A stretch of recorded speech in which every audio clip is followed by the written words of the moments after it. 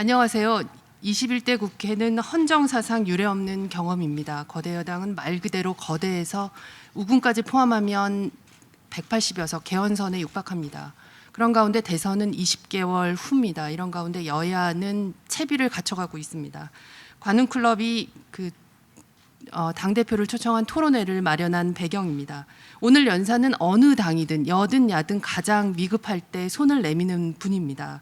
4년 전 관훈 토론회에 응하셨는데 그때도 비상대책위 대표셨습니다. 비례대표로만 5선, 헌정사상 전무후무한 기록의 보유자십니다. 김종인 미래통합당 비대위원장이십니다. 네, 안녕하십니까. 네, 그리고 다음 패널 분들을 소개해드리기로 하겠습니다. 제 오른편이고요. 보시는 분 기준으로는 왼편입니다. 신승근 한겨레신문 논설위원입니다. 그리고 허민 문화일보 전임 기자입니다. 그리고 김수원 한국경제신문 기획조정실장입니다. 그리고 홍희정 KBS 외교안보팀장입니다. 그리고 저는 고정의 중앙일보 콘텐츠 제작 에디터입니다. 그럼 토론에 앞서 김 위원장의 모두 발언을 듣도록 하겠습니다. 네, 미래통합당 비상대책위원장 김종인입니다. 저는 늘 두 가지 지점에서 국민 여러분께 사과할 일이 있다고 생각을 합니다. 박근혜 정부 탄생을 도운 일, 문재인 정부 탄생의 길을 열어준 일입니다. 이에 대해 저의 소박한 회고록을 통해서도 송구스럽다는 말씀을 드린 바 있습니다. 제가 박근혜 전 대통령을 도왔던 이유는 친인척 관계가 비교적 간단하여 측근 가운데 무리를 일으킬 사람이 없을 것이라고 보았기 때문입니다. 경제 세력의 유혹에도 쉽게 흔들리지 않으리라 보았습니다. 그것이 착오였다는 것은 곧 드러났습니다. 그런데 지난 2016년 상황을 보면 당시 민주당은 해체 직전 정당이었습니다. 지지도도 바닥이고 총선 준비조차 못하고 있었습니다. 새누리당이 압승하여 우리나라는 일본처럼 제1당 체제로 갈 것이라 말하는 사람마저 있었습니다. 당시 제가 민주당 비대위 대표를 맡았던 이유는 대한민국 발전을 위해서는 건전한 야당이 필요하다는 생각 때문이었습니다. 노력한 결과 20대 총선에서 민주당은 예상을 깨고 제1당이 되었고 그것이 나중에 대통령을 탄핵하는 정치적 동력이 되었습니다. 지난 4월 실시된 21대 총선에서 제가 미래통합당 선거운동을 도왔던 이유는 문재인 정부의 폭정을 더 이상 지켜볼 수 없었기 때문입니다. 민주정치는 굳건한 양당 체제를 기둥으로 발전합니다. 하지만 20대 총선과는 정반대로 민주주의 다른 기둥이 무너질 위기를 보이자 늦게나마 선거운동을 총괄하겠다고 나섰습니다. 그럼에도 지난 총선에서 통합당은 국민의 신임을 얻지 못했습니다. 코로나19 사태로 안정심리가 크게 작용한 탓, 공천 문제, 막말 파동 등 여러 이유가 있겠지만 결국 여당을 심판해야 마땅한 선거에서 야당이 심판을 받은 셈입니다. 대통령이 탄핵되었을 때 이미 근본적인 혁신을 했어야 하는데 구태 정치를 거듭한 것에 국민이 강력한 경고 메시지를 던진 것입니다. 총선 직후 통합당은 급히 심폐소생술을 받아야 할 환자와도 같았습니다. 정당이 부활하는 길은 어쩌면 간단합니다. 국민의 요구와 시대의 변화를 읽고 그보다 한 발짝좀 앞서서 나아갈 방향을 제시해 주는 일입니다. 변화를 추구하는 정당이 아니라 변화를 선도하는 정당이 되어야 합니다. 통합당 혁신의 방향도 그것입니다. 국민의 마음을 헤아리고 능력과 비전을 보여주면 됩니다. 독일 3인당도 기민당에게 핵심 의제를 빼앗기고 20년 가까이 정권을 잡지 못하다가 근본적인 혁신 프로그램을 가동하여 정강바 정책을 모두 바꾸고 나서야 정권의 수건을 이루었습니다. 저에게 통합당 대통령 후보로 누구를 생각하고 있느냐 거듭 물으시는데 대통령 후보는 국민의 여론이 만드는 것이지 제가 만드는 일이 아닙니다.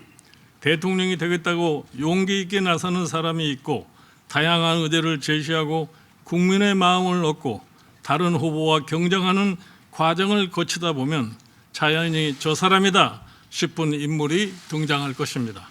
현 문재인 정부의 폭주와 실정이야 굳이 말할 필요도 없이 잘 알고 계실 것입니다. 역대 이렇게 오만 부패, 불통, 위선, 무능으로 일관하는 정권을 본 적이 없습니다. 군사정권도 이렇게 제멋대로는 아니었습니다.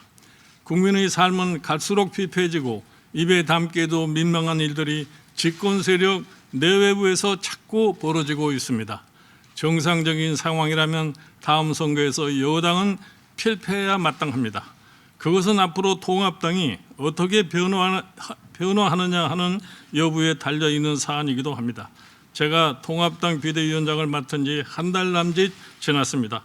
그동안 통합당이 여러 번 당명을 바꾸고 정강정책의 일부 변화를 주기도 했지만 껍데기만 바꾼다는 비판이 많았습니다.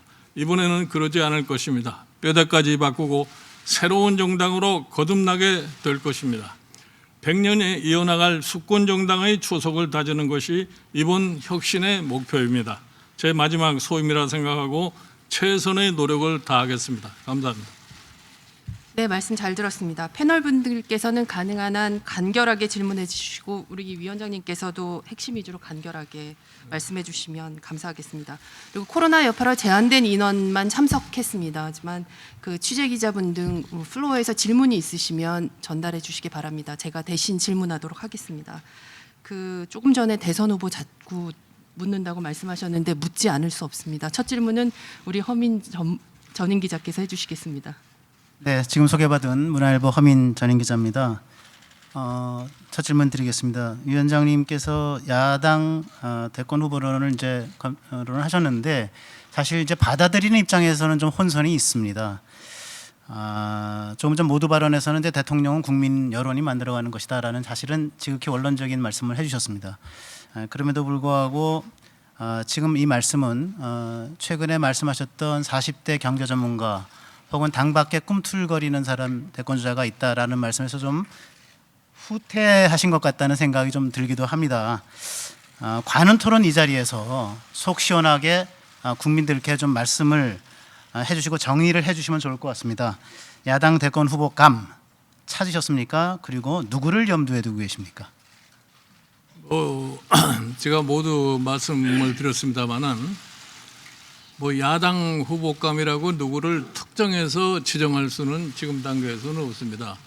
제가 그동안에 야당 후보감으로 당내도 물론 있겠고 외부에서도 대통령이 되고자 움직이는 사람들이 있다는 말씀을 드렸는데 그 사람들이 실질적으로 아직까지 모두 내가 대통령이 되겠다, 자기의 소신을 피력을 하고 대통령이 되겠다고 공식적으로 선언한 사람이 아직 나타나지 않고 있습니다.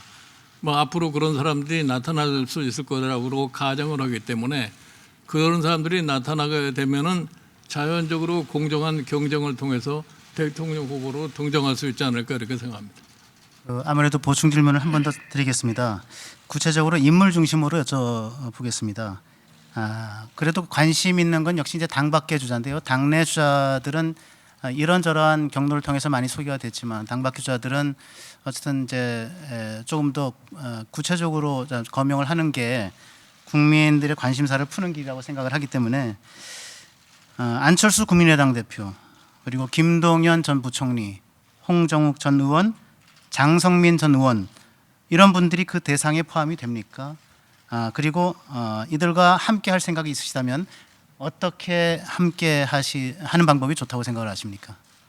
지금 이 거론하신 분들이 실질적으로 대통령 후보가 되려고 생각을 하고 노력을 하고 있는지는 정확하게 잘 모르겠습니다. 그러나 그중에 몇 분은 제가 상상컨대 그런 소위 욕망을 갖고 있지 않나 이렇게 생각을 합니다. 제가 보기에 이 다음에 대통령으로서 어떤 사람이 적합하였느냐 하면은 지금 현재 우리나라에 전개되고 있는 여러 가지 상황을 놓고 보았을 적에 다음 대통령은 어떤 사람이 돼야 되겠다는 것이 국민들이 거의 다 좀 일치된 견해를 갖고 있지 않을까 이렇게 생각합니다. 거기에 적합한 사람이 대통령 후보로 등장하지 않겠나 이렇게 봅니다.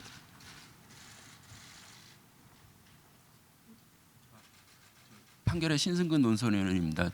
좀 더 구체적으로 하나 여쭙고 싶은데요. 그러니까 뭐 통합당도 그렇고 보수 진영 일각에서 이제 윤석열 검찰총장 대망론이 나오고 실제로 그 야권에서는 지지율 10%가 넘고 전체적으로 한 3위 계속하고 있습니다. 근데 윤석열 총장에 대해서 위원장님은 지난번에 검찰총장이 무슨 대통령 후보냐 이렇게 말씀하셨다가 다시 윤석열 총장이 퇴임 후에도 지지율이 오르면 대선 주자 가능성이 있다 이렇게 말씀하셨습니다. 좀 구체적으로 여쭙고 싶은데 윤석열 총장에 대한 위원장님의 평가는 어떤지 어떻게 보시는지 그리고 실제로 대선 주자로 염두에 두시고 나중에 영입을 시도하시거나 그럴 생각이 있는지 좀 구체적으로 말씀해 주십시오. 제가 보기에 뭐 윤석열 검찰총장은 지금 현재 위치에서 자기의 소신대로 직무를 수행하고 있는 분이라고 저는 생각을 합니다. 그분이 실질적으로 대권에 대한 어떠한 야망을 가지고 있는지는 제가 정확하게 판단할 수가 없고 최근에 일부 여론조사에서 윤석열 총장의 지지도가 상당한 수준을 갖다 보이고 있기 때문에 일반적으로 그 사람도 대통령 후보군에 속할 수 있지 않겠느냐 이렇게 생각을 하는 분들이 계시는데 그거는 윤석열 총장이 현직에서 물러나가지고 실질적으로 자기가 의사표시를 하기 전에는 뭐라고 말씀을 드릴 수가 없습니다. 윤 총장에 대해서 개인적으로는 좀 어떻게 평가하십니까? 지금 업무라든가. 저는 뭐 검찰총장으로서의 자기 직무를 수행하는 데는 누구보다도 적합한 인물이 아닌가 이렇게 생각을 합니다. 그러나 개인적으로 제가 그 사람을 알지도 못하고 그 사람이 어떠한 정치적인 소양을 갖추어 있는지에 대해서 전혀 모르기 때문에 과연 그 사람이 대통령 후보로 적합한 사람이라 이런 거는 단정적으로 말씀을 드릴 수가 없습니다. KBS 홍희정 팀장입니다. 통합당 내 이렇다 할 대선 후보 인재풀이 두껍지 않습니다. 보수 매체조차 통합당은 집권 가능성이 없다. 해체 뒤 재창당하는 게 어떠냐 이런 시각을 보이기도 했습니다. 현 상황에서 통합당의 대선 승리 가능성 몇 %로 보십니까? 지금 뭐 아직 대선 기간이 벌써 1년 한 10개월 정도 남았기 때문에 앞으로 우리나라의 정치, 사회, 경제 전반적인 흐름이 어떻게 될 거라는 것은 단정적으로 얘기를 할 수 없기 때문에 지금 우리 정치, 사회, 경제의 여러 가지 흐름이 다음 대통령에 누가 될 수 있을 것이라는 것을 아마 보여줄 겁니다. 그렇기 때문에 지금 통합당이 소위 집권을 할 수 있는 가능성이 몇 %야 되느냐 하는 건 이거는 뭐 말씀드릴 수가 없고 제가 말씀드릴 수 있는 거는 통합당이 다음에 집권을 할 수 있는 최대의 역량을 발휘할 거라고는 말씀을 드립니다. 조금 전에 관련해서 약간 사회자로서 질문드리고 싶은데요. 그 국민들 사이에서 다음 대선에 어떤 사람이 되어야 되는지 일치되는 견해가 있다. 아까 언뜻 얘기하셨는데요. 어떤 거라고 보시나요? 저는 지금 현재 상황에서 지금 우리나라에 지금 이 코로나 바이러스 이 사태를 겪으면서 우리 경제가 굉장히 어려운 상황으로 지금 치닫고 있습니다. 우리가 지난 IMF 사태를 겪으면서 한국 사회가 양극 환상이 심화됐고 이것이 점점 벌어지고 있는데 이번 코로나 바이러스 이 사태 이후에 이 양극화 현상이 더 확대될 거라고 하는 지금 이 전망이 보이기 때문에 이런 문제 등을 갖다가 과연 누가 해소할 수 있겠느냐 하는 이런 것이 다음에 대통령 선거에도 중요한 포인트가 되지 않겠나 이렇게 생각합니다. 네, 그 박원순 서울시장의 사망으로 내년 4월 재보선 판이 커졌습니다. 서울시장 그리고 부산시장을 새로 선출해야 되고요. 경우에 따라서는 아마 더 광역 시도 단체장 선출 범위가 좀 더 넓어질 가능성도 있지요. 그래서 이 재보선이 다음 대선을 앞둔 중대 선거가 될 가능성이 있다. 그렇게 생각을 하고요. 위원장님께서는 내년 재보선의 의미를 어떻게 생각하시는지 그리고 승리를 위해서 어떤 계획을 갖고 계신지 좀 말씀을 좀 해주십시오. 저희 당 나름대로 내년도 서울시장 보궐선거와 부산시장 보궐선거를 위해서 만전의 준비를 앞으로 해나갈 겁니다. 그러나 지금 현재 여러 가지 여건으로 봐서 지금 뭐 최근에 박원순 시장이 사망 사건과 관련돼 있는 이 국민들의 인식도 그렇고, 그리고 최근에 뭐 여러 가지 소위 부동산 문제 등등 아주 민심이 굉장히 고약하게 흐르고 있기 때문에 이러한 이 흐름을 제대로 파악을 해서 우리 미래통합당이 거기에 대한 적절한 대책을 갖다 강구해서 일반 국민 시민들에게 내놓을 것 같으면은 상당한 호응도 얻을 수 있지 않을까 이렇게 생각합니다. 그래서 전 비교적 다음 내년 4월 7일에 실시될 서울시장 보궐선거나 부산시장 보궐선거에 대해서 비교적 좀 낙관적인 측면이 있다고 이렇게 생각을 하고 있습니다. 낙관적인 측면이 있다고 말씀을 주셨습니다. 아무래도 가장 중요한 관심사는 그래도 서울시장일 것 같습니다. 다음 미래통합당의 서울시장 후보감 어떤 방식으로 찾을 생각이신지 좀 말씀을 주십시오. 지금 뭐 어떠한 방식으로다가 서울시장 후보감을 갖다가 선택할 것이냐 하는 것은 아직까지 뭐 결론을 낸 바는 없습니다. 그러나 당내 이제 여러 가지 의논을 갖다 거쳐서 서울시장 후보를 어떤 방식으로 택했을 적에 시민들로부터 가장 지지를 받을 수 있겠느냐 하는 건 앞으로 우리가 지금 연구 과제로 좀 가지고 있는 그런 실정이고, 제가 보기에 비교적 좀 참신하고 새로운 소위 미래에 대한 비전을 제시할 수 있는 그러한 인물이 나와야 되지 않겠나 이렇게 생각을 합니다. 구체적으로 뭐 염두에 두신 인물은 있는 건가요? 그러니까 서울시장이 제일 중요한 자리인데 혹시 누구요? 구체적으로 서울시장 후보로 이렇게 염두에 두고 계신 분이 있습니까? 뭐 염두에 둬요. 제가 염두에 두고 있는 후보를 따로 없어요. 지금도 서울시장 후보도 뭐 다음 대통령 후보와 마찬가지로 지금 앞으로 이제 남은 기간 동안에 아마 관심이 있는 분이 하나 둘씩 나타나지 않겠나 이렇게 생각을 합니다. 몇 가지 좀 여쭙겠습니다. 그러니까 현실적으로 지금 제1야당 비대위원장으로서 업무가 상당히 많으신데요. 그러니까 뭐 당쇄신도 하셔야 되고, 뭐 당장 이제 재보선 준비도 해야 되고, 그리고 요즘 조금 주춤하시긴 한데 어쨌건 대선 후보 발굴까지 이렇게 하시고, 그래서 그 일각에서는 좀 이 과하게 움직이시는 거 아니냐 이런 시각도 있고요. 그래서 이런 평가를 좀 어떻게 생각하시는지, 그리고 제가 알기로는 그러니까 그러니까 위원장님 임기가 명확히 규정돼 있지는 않지만 4월 재보선 이후에는 어떻게 하실지 좀 궁금합니다.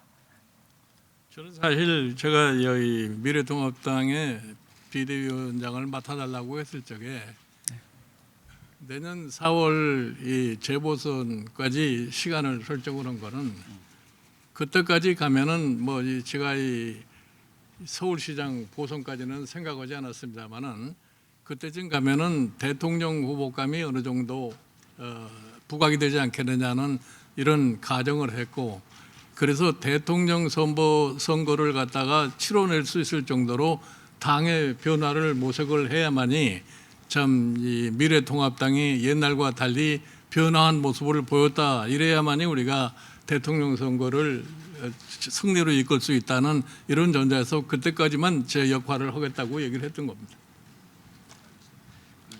좀 이게 과한 질문일 수도 있는데 하나만 더 해줄게요. 그러니까 일각에서는 계속 그 위원장님이 다음 대선에 도전하려는 게 아니냐, 그래서 예전에 2017년 4월 때 실제로 이 경제민주화 개헌하고 이제 출마하시겠다고 했다 접은 적도 있어서 그런데 이 자리에서 좀 그걸 명확히 좀 해주시면. 네네. 제가 사실 지금 잘 아시는 것처럼 내가 지금 나이가 만 80이 다 됐습니다.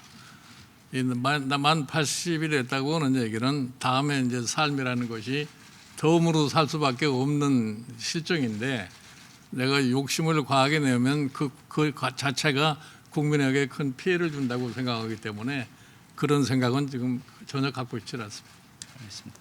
네, 한국경제신문 김수원입니다. 저는 그 여당의 당권 경쟁, 대권 경쟁과 관련한 질문을 드리겠습니다. 지금 이제 여당 당권 경쟁과 관련해서 비문 출신의 이낙연 전 총리와 김부겸 전 장관이 대결 구도로 이제 좁혀졌는데요. 이 대결 구도를 어떻게 보시는지 궁금하고요. 그리고 이 두 분의 당권 경쟁이 친문 세력의 어떤 분화나 차기 대권 구도 형성에 어떤 직접적인 영향이 있을 것으로 보시는지 좀 궁금합니다. 제가 사실 무슨 남의 당의 당권이나 대통령 후보에 대해서 얘기할 입장이 아니기 때문에 그 문제에 대해서는 제가 뭐 얘기하는 걸 삼가도록 하겠습니다. 친문 세력의 분화 이런 관점에서는 뭐 생각하신 바가 없으신지요? 글쎄요, 제가 보기에 뭐 이번 저희 민주당 당권 경쟁에서는 지금 뭐 이낙연 후보가 상당히 유리한 위치에 있지 않나 이렇게 생각합니다. 그리고서 이제 당권 후보가 당권을 잡은 다음에 있어서의 그 다음에 이제 대권과의 관계는 어떻게 이루어질 것인가에 대해서는 저 민주당 내에 쾌파 간의 이제 그 세력 다툼이 어떻게 이루어져야 달려 있다고 저는 생각을 해요. 근데 그 점에 있어서 아마 민주당도 고민이 많을 거라고 생각합니다. 네, 유력 대선 후보로 여당 내에서 이재명 지사도 있고 정세균 총리도 이제 꼽히고 있습니다. 여당 내 그 대권 지형도 앞으로 어떻게 흘러가 걸로 아니면 어느 분이 가능성이 높아 보인다 이런 생각 여당에? 혹시 여당 내에서 글쎄요, 그 역학관계를 제가 정확하게 말씀드린다는 게 좀 어폐가 있는 것 같은데 지금 뭐 현직 총리와 이 전직 총리와 관련을 해가지고서 뭐 현직 총리가 바로 여기에서 대권 후보가 될 수 있다는 건 나는 상식에 맞지 않는다고 보고 있고 이재명 지사의 경우에는 저 뭐 16일 날 대법원 선고가 나온다고 그러니까 이제 그거를 지켜봐야 되겠는데 역시 현재로서는 뭐 이낙연 후보가 가장 앞서 있는 상황이 아닌가 이렇게 생각을 합니다. 네, 그 간단하게 한 가지 여쭙겠습니다. 그 문재인 정권의 통치 체제 또는 통치적 특성을 두고 이제 1.5 정당 체제라고 얘기하는 분들이 있고요. 나아가서 이제 다수의 폭정 아니면 연성 독재 또는 신형 독재 이렇게까지 평가하는 학자나 전문가들이 있습니다. 어느 정도 동의하십니까? 그리고 위원장님은 문재인 정권의 정체성을 어떻게 규정하십니까? 아니, 나는 이 문재인 정부 특히 민주당이 과거서부터 한국의 민주화를 위해서 굉장히 많이 노력을 한 전통을 가진 정당인데 막상 집권을 하고 나니까 좀 민주주의에 역행하는 짓을 너무 많이 하는 것 같아요. 뭐 가장 제가 지적하고 싶은 게 뭐냐면은 집권하자마자 공식적인 얘기는 아니지만 이렇게 흘러나오는 얘기가 뭐냐면은 사법부를 장악해야 되겠다. 언론을 장악해야 되겠다. 나는 이러한 것이 뭐 때문에 필요한 건지 잘 납득이 가질 않아요. 그러니까 결국은 사법부를 장악하다 보니까 지금 뭐 헌법재판소나 대법원이나 구성을 놓고 봤을 적에 과연 저 사람네들이 헌법에 명시한 기능을 제대로 수행할 수 있을 것인지 이거에 대해서 굉장히 회의적이고 그다음에 최근에 4월 15일 총선에서 국민들이 사실은 많은 표를 던져줘 가지고서 절대다수의 의석을 차지했는데 국민이 절대다수의 의석을 갖다가 주었을 적에 그걸 가지고서 민주주의의 기본 룰을 갖다가 파괴하라고 다수를 만들어준 건 아니라고 생각을 해요. 그런데 이번에 국회 개원과 관련해서 하는 상황을 보면은 예를 들어서 우리 미래통합당과 처음 개원 협상을 한 것이 법사위원장 자리를 놓고서 이 협상을 했는데 법사위원장을 그 엄청난 의석을 가지고 있음에도 불구하고 과거에 야당이 주던 법사위원장을 꼭 여당이 가져가야 된다고는 그 논리를 잘 이해가 되지는 않습니다. 법사위원장을 가져서 뭘 하겠다고 뭘 추구하는지를 잘 납득을 못했는데 막상 법사위를 위원장을 차지하고서 법사위에 운영하는 과정을 보니까 뭐 사실 상식으로 판단할 수 없는 얘기들을 너무 많이 하는 것 같아요. 법원의 재판에 대해서 그냥 법사위가 이러쿵저러쿵 얘기를 하고 검찰 관계, 뭐 감사원 관계 이런 등등의 자기네들의 조금만 진영 논리에 맞지 않을 것 같으면 그걸 갖다 비난을 일삼는 그런 짓을 하기 때문에 그런 측면에서 사실은 소위 민주주의에 합당하지 않는 운영을 하지 않나 이렇게 보는 겁니다. 안 그래도 이제 국회 얘기가 나와서 아마 국회 질문부터 먼저 해야 될 것 같은데요. 사실 21대 국회는 개원식을 못했습니다. 역대 가장 늦었다는 국회가 2008년인데 7월 11일입니다. 그래서 지금 아직도 개원 못하고 있고요. 그 관련 질문을 신승근 논설위원께서 해주시기 바랍니다. 네, 제가 질문을 드릴게요. 그러니까 방금 말씀하셨듯이 야당목 법사위원장을 여당이 가져가서 원구성이 늦어지고 계속 장외에 머무르셨습니다. 그렇지만 일부 장제원 의원 등 일부에서는 법사위원장 고집하지 말고 7개 상임위원장을 챙기고 등원해서 안에서 싸우자. 그런데 실제로 아무것도 얻지 못하고 현재 들어가 있는 것 같고요. 그 일각에서는 이런 것을 민주당 아니면 문재인 정부가 상임위와 국회를 독식한다는 프레임을 만들어서 이것이 결국은 통합당의 정권 재창출에 유리하게 된다고 생각해서 그런 결정을 하신 거 아니냐 이런 의혹이 있습니다. 좀 어떻게 생각하십니까? 아니 사실은 소위 개원 협상으로 내세웠던 것이 법사위원장을 야당이 계속 유지를 하느냐 안 하느냐 이 관계였는데 여당이 독단적으로 법사위원장을 서충으로 함으로 인해서 협상의 과제가 없어져 버린 거예요. 그러니까 야당으로서는 당연히 뭐 더 이상 협상할 여지가 없는 거죠. 그러니 나중에 뭐 추경과 관련해 가지고 대통령이 7월 3일까지 추경을 반드시 통과시켜야 된다. 그러니까 비상조치라도 취해서 반드시 추경을 통과시켜야 되는가. 제가 그래서 이런 얘기를 했습니다. 이 비상조치를 취할 바는 법사위원장 자리를 다시 미래통합당에 주든지 그렇지 않으면 당신네들이 전부 다 저희 상임위원장을 독식을 해가지고 처리하든지 둘 중에 한 가지 방법밖에 없지 않느냐. 그렇게 해서 결국 가서 자기네들이 7월 3일까지 추경안을 통과시켜야 된다고 하는 그런 가정하에서 상임위원장 모두를 갖다 독식할 수밖에 없게 된 거죠. 그러고서 사실 우리 보고 아무런 득도 없이 무슨 국회를 어떻게 하냐 하지만 사실 우리는 국회의원으로서의 본연의 사태를 본연의 임무를 갖다 수행하기 위해서 상임위원회는 계속 들어가서 상임위원회 활동을 하겠다는 것인데 저게 관련해서 우리 미래통합당이 어떤 모순적인 태도를 취한 게 없다고 생각합니다. 그 일부에서 보도가 계속 나왔었는데 그 여야 원내대표 회담에서 7개 상임위원장 배분 그리고 그 하반기 상임위원장은 정권을 잡는 쪽에서 가져간다. 그리고 윤미향 국조 등 이렇게 가합의안을 만들어왔는데 위원장님께서 비토했다라는 얘기가 있었어요. 아니 뭐 제가 비토라기보다는 난 그런 협상이라고 하는 것은 도대체 그게 무슨 협상이냐고 얘기를 한 거예요. 예를 들어서 다음에 집권 세력이 누군지도 모르고 그때 가서 뭐 이제 법사위원장을 갖느니 안 갖느니 지금 얘기한다는 거는 그건 굉장히 우스운 얘기가 아닌가 이렇게 생각을 하는 거예요. 그러니까 사실 우리 그저 원내대표께서 협상이 다 깨져버려 가지고 법사위원장이 저쪽으로 넘어간 다음에 원내대표직을 사임을 하고서 절로 가버렸는데 그러니까 원내대표를 서울에 모시고 와야만이 우리가 좀 국회 활동을 할 수 있기 때문에 제가 가서 그랬어요. 뭐 이제 협상은 다 끝났으니까 저쪽에서 상임위원장 의석을 다 가져가더라도 우리는 국회는 가야 되지 않느냐. 그렇게 해서 우리가 전체 국회에 와서 활동은 계속해서 하겠다고 하는 입장을 밝힌 겁니다.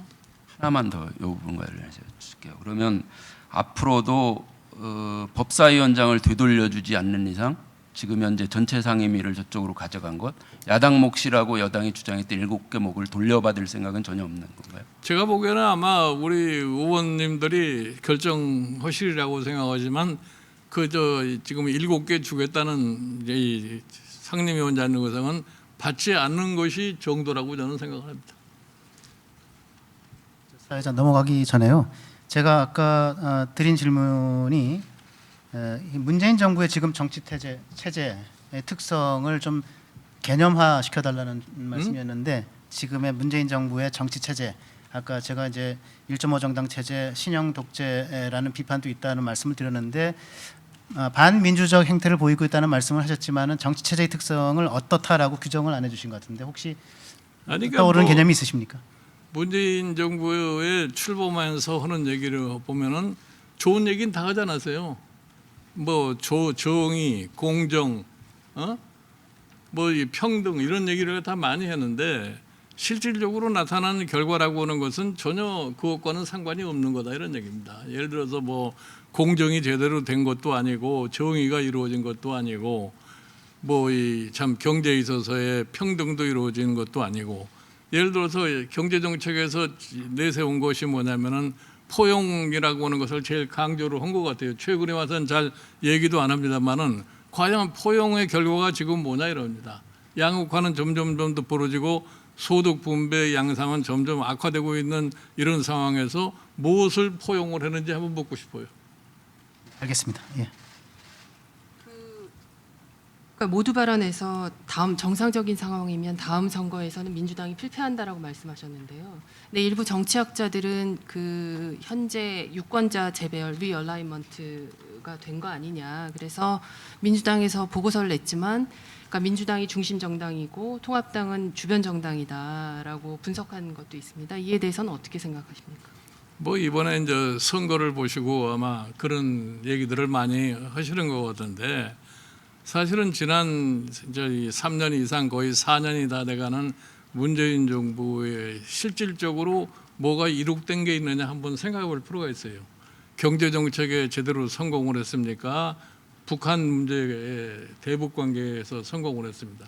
그러니까 외교 이 내치 이게 전부가 다 성공을 하지 못했기 때문에 정상적인 선거를 한다를 보면 반드시 그 여당이 성공을 할 수가 없어요. 그래서 제가 필패를 할 수밖에 없는데, 그런데 거기에 덧붙여서 제가 말하는 게 뭐냐면, 미래통합당이 그러면 그 실패한 거를 받아먹을 수 있을 정도의 변화를 가져와야 된다 이런 얘기입니다. 그러니까 미래통합당은 지금보다 더 아주 이 뼈를 깎는 이 변화를 갖다가 하고, 우리 소속 의원들이나 당원 전체가 집권하겠다는 열망을 가지고서 노력을 갖다 하면은 그것이 가능하다고 말씀을 드리는 겁니다.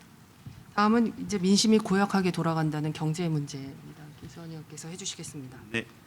위원장님께서 아침에 그 니어 재단 세미나에서 경제 분야 말씀을 좀 하신 걸로 지금 제가 확인을 했습니다.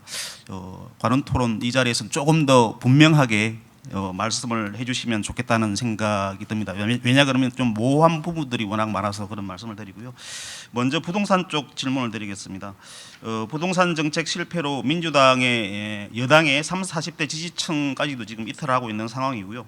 하지만 그런 이탈에도 불구하고 미래통합당 지지율은 별로 움직이지 않고 있는 것 같습니다. 이게 이제 부동산 정책 이슈를 포함해서 이런 핵심 경제 이슈를 야당인 통합당이 주도를 하는 게 아니고 경실련 등 그 시민단체들이 주도하기 때문이 아닌가 이런 얘기들이 나오고 있고요. 그리고 정책 정당으로서의 면모를 통합당이 제대로 보여주지 못하고 있다 이런 지적도 나오고 있습니다. 이런 지적에 대해서 어떻게 생각하십니까? 네, 지금 이 부동산 이 정책이라고 하는 그 동안에 문재인 정부가 출발해 가지고서 부동산 대책이라는 게 뭐 20번 이상 부동산 대책을 했는데, 그 결과가 오늘날 나타나고 있는 부동산 지금 상황이 아니겠나 이렇게 생각을 하는 거예요. 그래서 이제 이 부동산 대책이라고 하는 것이 참 과거서부터 계속해서 부동산 투기가 일어났다고 그러면은 은필증 꺼내는 것이 세금입니다. 세금으로다가 부동산 대책을 갖다가 해소할 수 있다고 생각했으면 이미 부동산에서 이 가격 안정이라는 것은 이루어졌어야 돼요.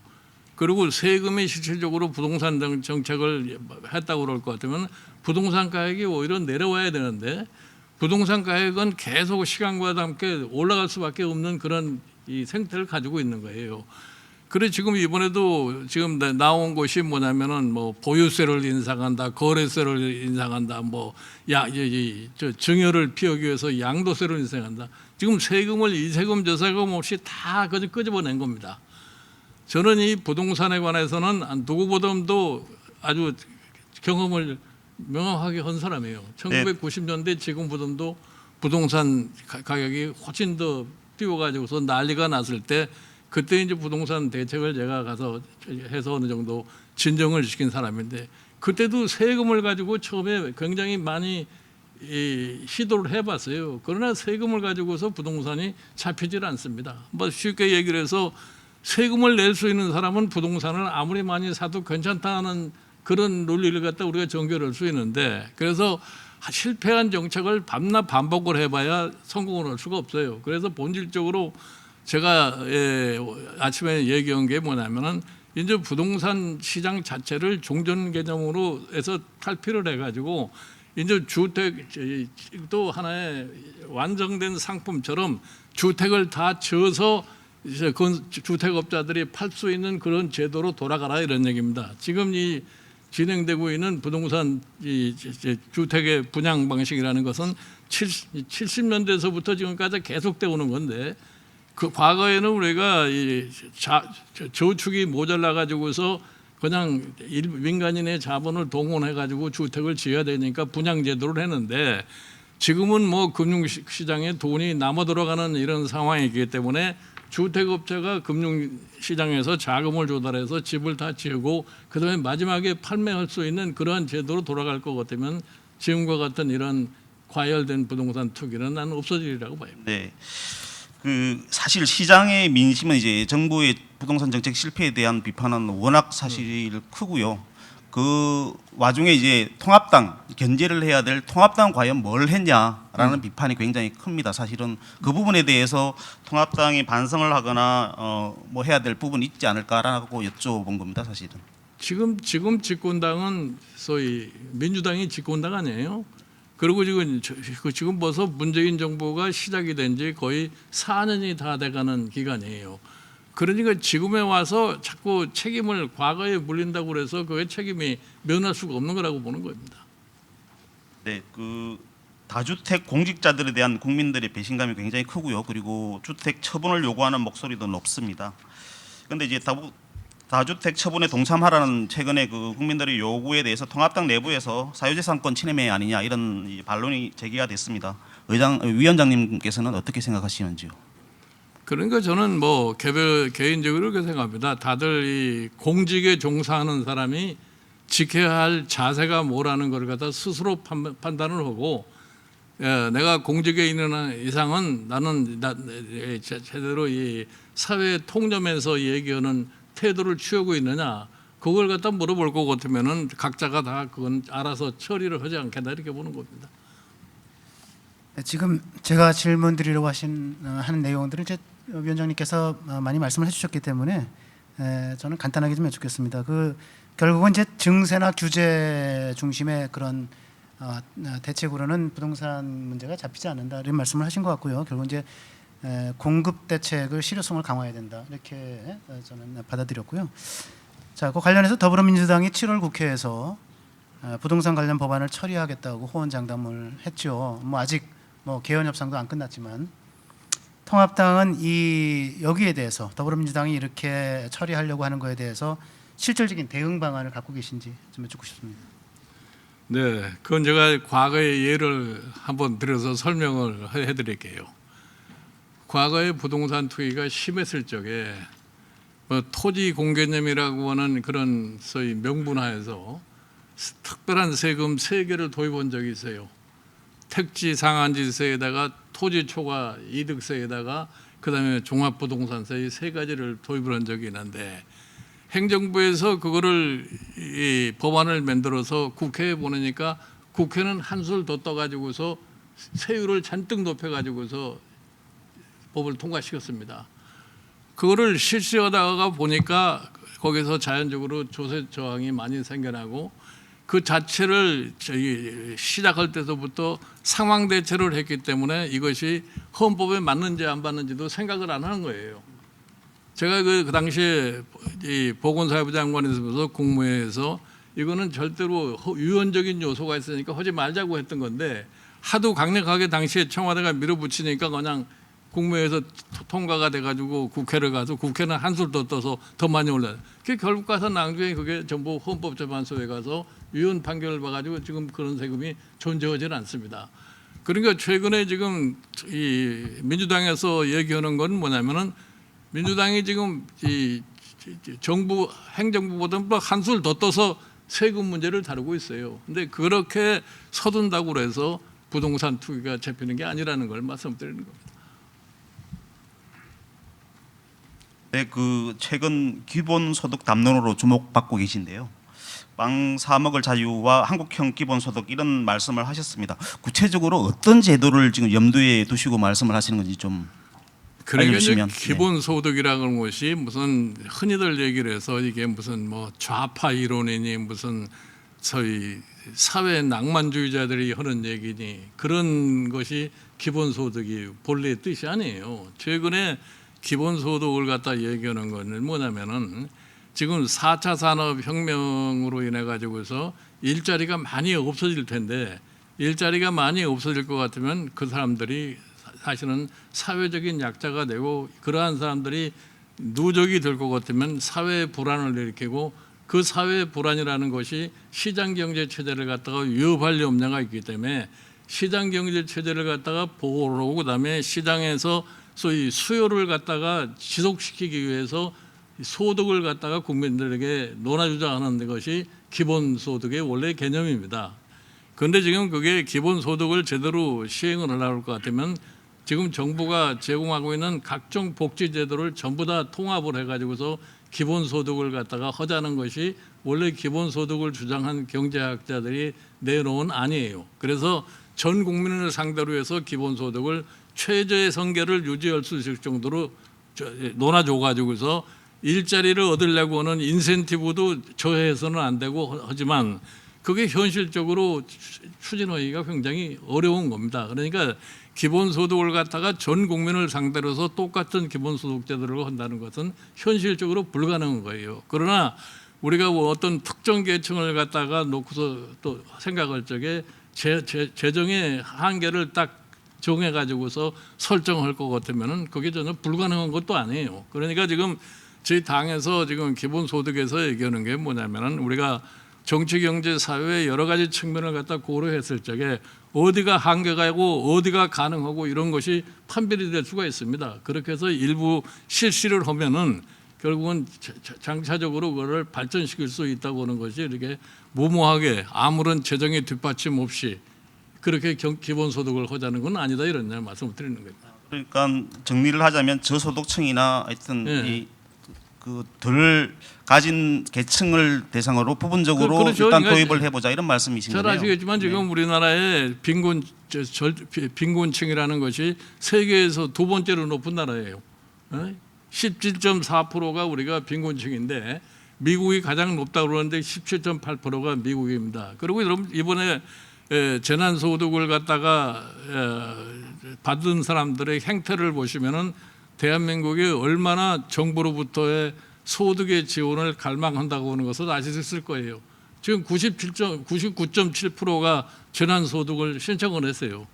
제가 이제 최근에 시장을 방문해 가지고 들어보니까 이구동성으로 하는 소리가 뭐냐면 국가로부터 이런 혜택을 받아본 게 처음이다. 거기에 대해서 굉장히 흐뭇한 생각들을 가지고 있어요. 그러니까 실질적으로 앞으로 저희들이 검토를 해서 어느 계층에 얼마만큼의 기본소득을 갖다가 할 수 있느냐를 앞으로 제시를 하겠지만 그것이 절대로 이렇게 그냥 일반 사람들이 얘기하는 식으로 아무 의미가 없는 그런 무슨 공상적인 그런 얘기라고는 생각 안 하시는 게 좋을 것 같습니다. 네, 그 보충 질문을 드리면 아까 잠깐 말씀을 하셨는데 통합당의 뭐 주로 경제 정책 방향과 관련해서 통합당만의 어떤 차별화된 정책 이런 거보다는 민주당과 어딘가 좀 비슷한 그래서 민주당 이중대 아니냐 뭐 이런 얘기도 나오고요. 아까 아니라고 말씀하셨지만 통합당 정책 방향의 어떤 좌클릭 이런 걸 얘기하시는 지지층이 사실 생각보다 많이 있습니다. 통합당의 정책 방향이 혹시 좌클릭을 하지 않느냐 하는 이런 우려를 하시는데 통합당의 기본적인 정책 방향이라는 것은 시장 경제의 효율을 최대한도로 우리가 보장을 하되 시장 경제가 해결하지 못하는 부분에 대해서는 정부가 개입을 해서 보완을 할 수밖에 없다 하는 것이 통합당의 기본적인 경제 정책의 방향이라고 보시면 돼요. 네, 경제 분야 질문 제가 두 가지만 더 드리겠습니다. 위원장님께서 동의하실지 아닐지 모르겠는데 반재벌론자로 세간에 알려져 있습니다. 예. 대기업 집단에 대해서 과거에 시장 질서를 어지럽히는 거대한 뭐 경제 세력 이렇게 지칭하시기도 했고요. 글쎄요, 제가 여전히 재벌 개혁이 필요하신지 이제 의견을 절 보고 듣겠습니다. 반재벌론자라고 얘기를 하는데 나는 사실은 재벌 개혁이나 재벌 해체나 이런 얘기를 지금까지 한 번도 해본 적이 없습니다. 저는 재벌에 대해서 얘기하는 게 뭐냐면은 당신네들이 특권을 행사할 생각을 하지 말아라 말이야. 우리가 정해져 있는 법과 우리 사회의 관행을 최소한대로 지키면서 사업을 해라 이거예요.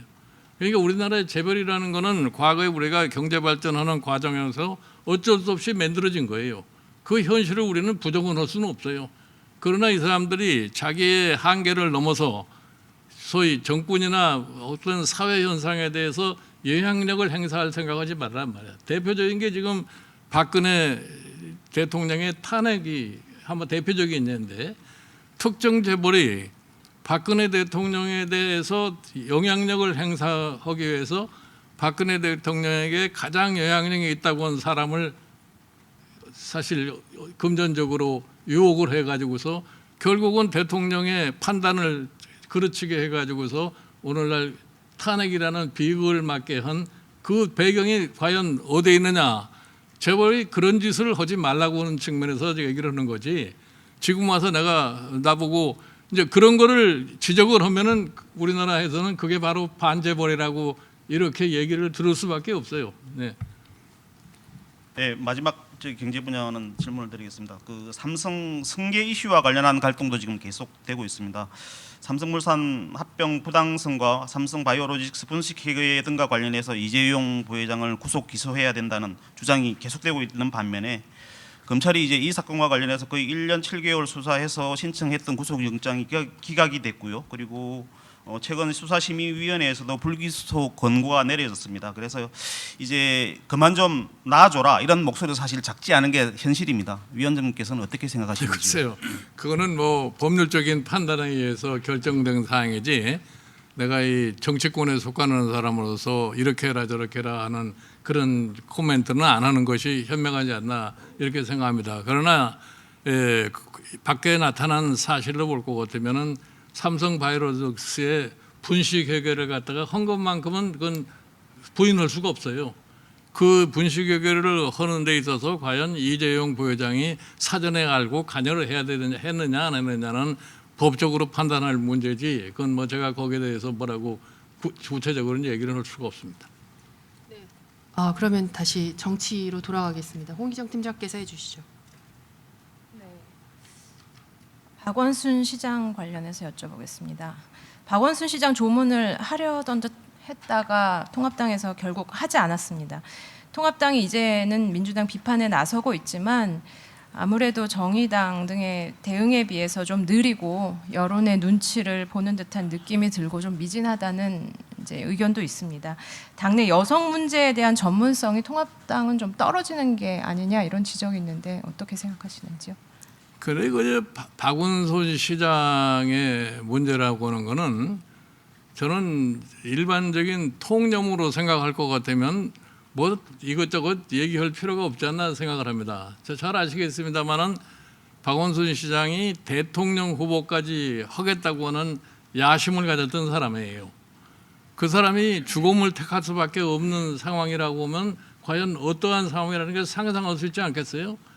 더군다나 본인이 변호사로서 법률을 너무나 잘 아는 사람이기 때문에 소위 그 성추행 문제가 드러나고 하니까 그게 자기의 뭐 명예와 여러 가지 그걸 생각을 할 적에 이 상황을 어떻게 하면 내가 극복할 수 있겠느냐 하는 판단에서 죽음을 택하지 않았나는 그렇게 생각을 해요.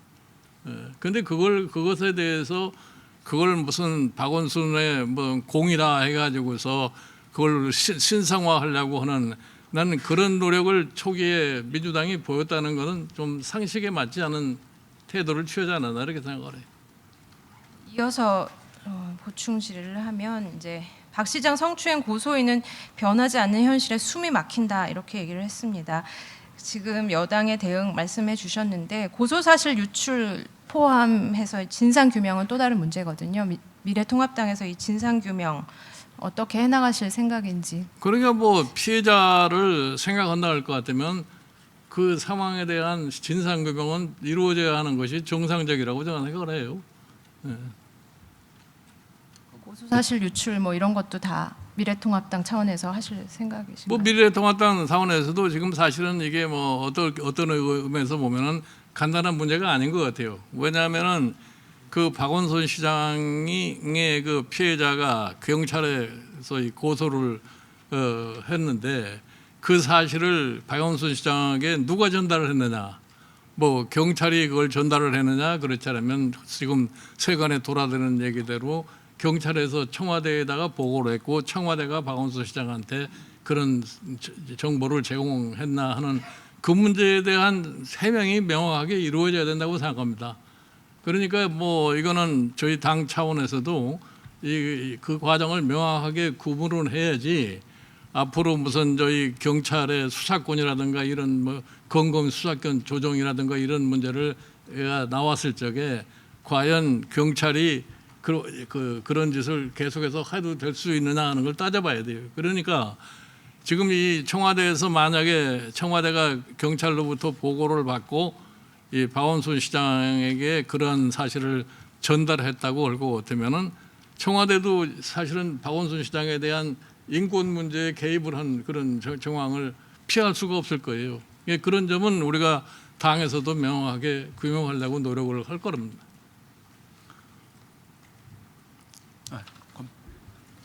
그 문제는 넘어가고 이제 검찰 개혁 관련해서 좀 한 가지 질문하고 싶은데요. 그러니까 검찰 개혁 관련해서 보통 권력으로부터 독립, 그다음에 정치적 중립성을 강화하자는 게 하나 있고 또 최근에 이제 검찰 수사 관행, 그러니까 반인권적 수사 관행, 또 그다음에 검찰의 제19 감싸기 이걸 개선하고 검찰 권한을 분산시켜야 된다. 이게 양립하고 있습니다. 그러니까 위원장께서는 현재 검찰 개혁의 본질이 뭐라고 생각하시는지, 그리고 그 관점에서 봤을 때 문재인 정부가 검찰 개혁을 계속 추진하고 있는데 이걸 어떻게 평가하시는지 좀 말씀해 주세요. 글쎄요, 저는 정말 솔직하게 말씀을 드려서 검찰 개혁이 검찰을 어떻게 만들어내는 것이 검찰 개혁이라는 것에 대해서 뭐가 분명치 않다고 저는 생각을 합니다. 저는 검찰 개혁이 아니라 검찰을 내 편으로 만들어야 되겠다는 이런 시도가 아닌가 이렇게 생각을 해요. 저는 늘 정권에서 권력기관의 개편을 많이들 얘기를 하는데 권력기관의 개편은 실질적으로 권력자가, 다시 말해서 우리나라의 대통령이 관심을 안 가지면은 스스로가 전 변할 수 있다고 생각을 해요.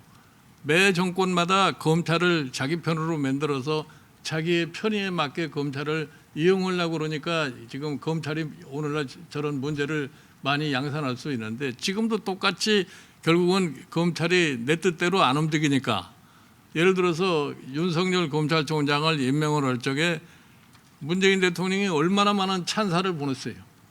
그런 훌륭한 소위 검찰총장이 역대 없었던 것처럼 찬사를 보내놓고 또 자기가 그다음에 소위 참 좋아하는 사람을 법무장관으로 임명하는 과정 속에서 검찰과 거기에서 충돌이 생기니까 지금 사실은 윤석열 총장에 대해서 오히려 좀 이상한 지금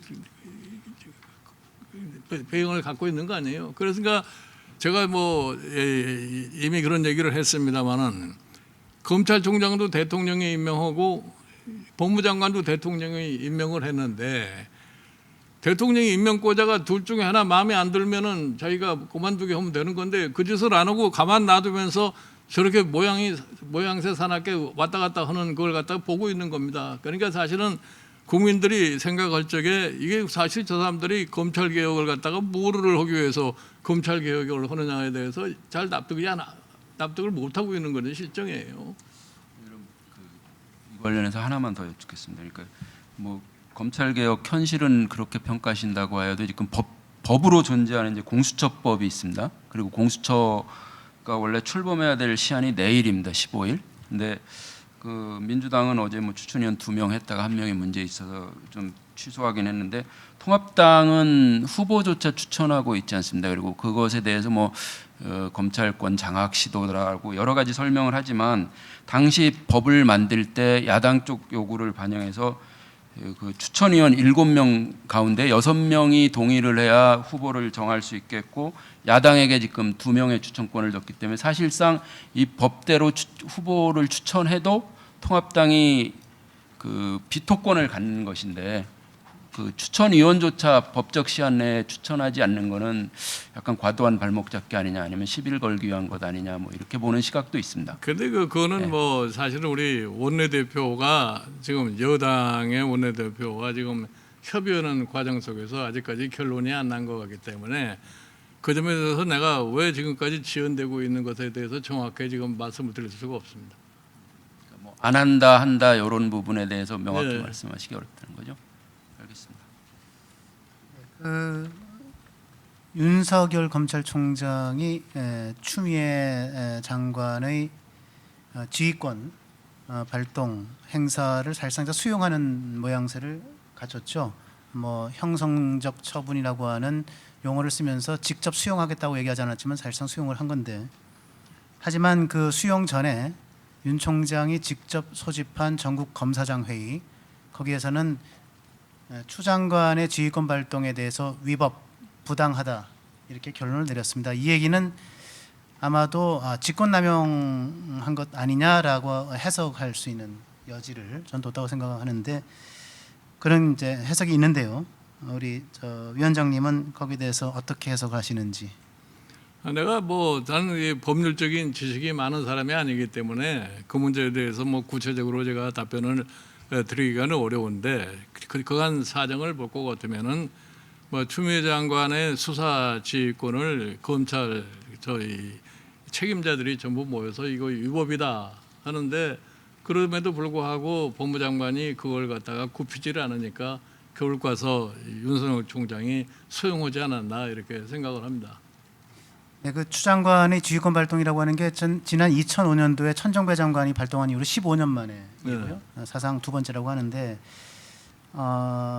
이 추 장관이 그럼에도 불구하고 이렇게까지 뭐 강공이라면 강공으로 나온 배경 또는 목적, 의도가 뭐라고 생각하시는지 하나 하고요. 제가 보기에는 뭐 지난 저희 천정배 장관하고 김종빈 총장 사이에서 지휘권 발동과 이번에 추미애 장관의 수사지휘권 발동과는 좀 성격이 좀 다르지 않나 이렇게 봐요. 그때는 그 강정구라는 그 저희 국가보안법 사건에 불구속이냐 구속이냐 이걸 가지고서 지휘권을 발동을 했던 건데, 이거는 뭐 그게 아니고 그냥 수사상에 지금 있는 상황을 갖다 가지고서 이 법무장관으로서는 자기가 그와 같은 그 과정이 마음에 안 든다고 생각하니까 그냥 지휘권 발동을 해버린 것 같은데, 그래서 이 그 지휘권 발동이라고 하는 것이 과연 어느 때 어떻게 해야 하는 것이 옳은 것인지 그거에 대한 판단이 제대로 쓰질 않아요.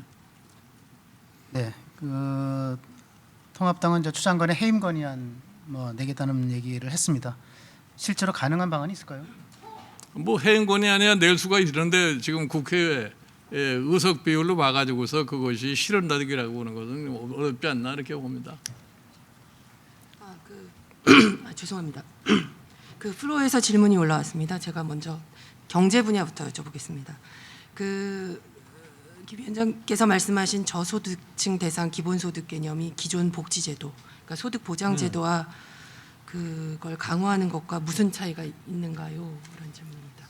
그러니까 이제 기본소득이라고 하는 것을 저희가 지금 얘기하는 기본소득이라는 것은 기존 복지제도의 하나의 보완적인 요소로 되는 것이지, 지금 현재 있는 복지제도를 갖다가 좀 뭐 포괄적으로 이게 기본소득으로 대체한다는 그런 의미가 아닙니다. 그리고 다음은 이제 통합당 관련 질문인데, 그 통합당을 근본적으로 혁신하겠다고 말씀하시는데 추상적 원론만 보이고 구체적 강론이나 방법론은 보이지 않는다고, 집권 플랜도 구체적 그 실체가 보이지 않고 있다, 원론적 언급을 하시는 게 아니냐 이런. 네, 예를 들어서 2012년도에 박근혜 비대위에서 당시에 한나라당의 정강 정책을 제가 책임을 지고서 완전히 바꿨어요.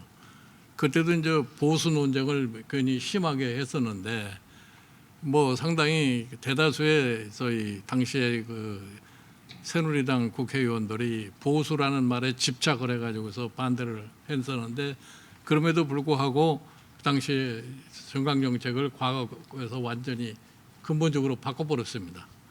바꿔가지고서 사실은 그거를 의원총회에 내세웠는데 의원총회에서 뭐 한 사람도 의의 없이 만장일치로 통과가 됐어요. 그래서 그 정강 정책을 가지고 그게 이제 결국은 경제민주화니 복지니 이 새로운 개념으로 정강 정책이 만들어졌는데, 그 정강 정책을 바탕으로 해서 19대 총선에서 예상치 않았던 과반수 의석을 확보하게 됐고 그 여파로다가 박근혜가 대통령까지 될 수 있는 상황을 만드는 겁니다. 그런데 내가 지금 이 미래통합당에 가서 보니까 박근혜 대통령 탄핵 이후에 정강 정책이 다시 옛날로 돌아가 버렸어요.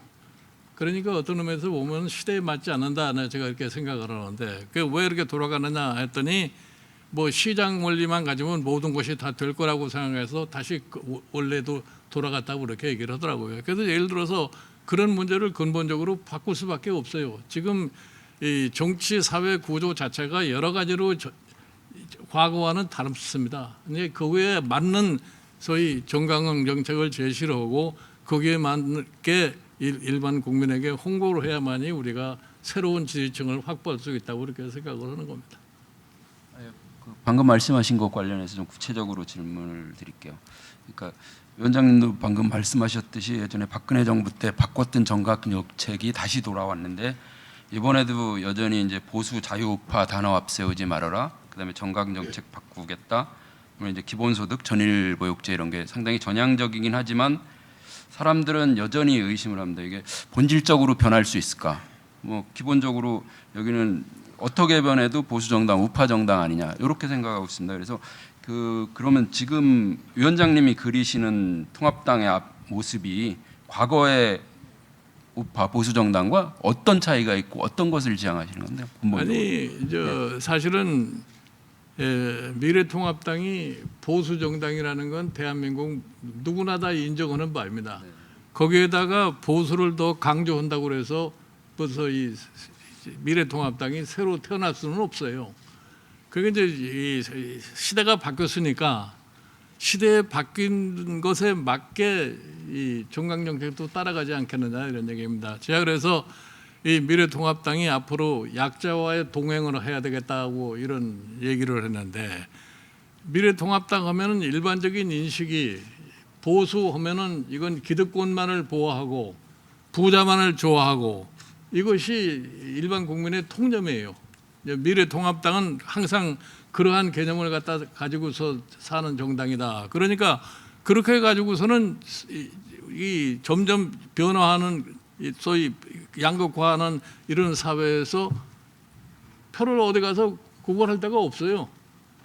그래서 제가 이 통념을 바꾸자 이렇게 얘기를 한 겁니다. 그래서 우리가 이 저소득층을 기반으로 해가지고서 약자와 동행하면서 시대의 변화에 우리가 적응을 할 때만이 집권이 가능하다. 이래서 그렇게 변화하자는 것이 이 미래통합당이 지금 가지고 있는 정강 정책의 변화를 갖다가 얘기를 하는 겁니다. 그 관련해서 하나만 더 부충 질문을 드릴게요. 아까도 잠깐 나왔던 것 같은데 그렇게 하시면 결국은 그러면 지금 현재 민주당 노선과 어떤 차이가 있겠는가 있고 또 일각에서는 그렇게 얘기합니다. 이제 야당의 역할과 관련해서 좀 우스갯소리가 있는데 진중권 교수가 야당 역할 다 한다. 그러니까 그 위원장님이 생각하시는 그러니까 야당으로서의 역할, 야당으로서의 통합당의 역할은 뭡니까? 그러니까 뭐 야당으로서의 저희 통합당의 역할이라고는 야당이라는 게 원래가 여당이 하는 것에 대해서 반대 논리를 전개하는 것이 야당의 나는 기본 목적이라고 생각을 해요. 그래서 제가 구체적으로 얘기를 안 하셔도 잘 아시라고 생각하지만 여당이 뭐 100% 잘하면은 야당은 희망이 없습니다. 그 여당이 실패를 종국에 가서 먹고 사는 게 야당이기 때문에 여당이 지금 최근에 소위 헌 여러 가지 정책을 볼 것 같으면은 현재로서는 별로 잘한 게 나타나질 않아요. 그러니까 그렇다고 해서 지금 제가 이 총선 전에도 얘기를 했습니다만은 여당의 잘못을 확인을 하고 이 야당이 그걸 가져갈 수 있는 자세를 보여야 되는데 과거에 미래통합당이 그런 것을 보여주지 못했기 때문에 이번 선거에서도 크게 패했다고 저는 생각을 해요. 그렇기 때문에 우리가 이 새로운 시대에 맞게 이 수권을 준비하는 이런 자세를 갖다가 보이는 것이 지금 현재 우리의 역할이라고 생각하고 있는 겁니다.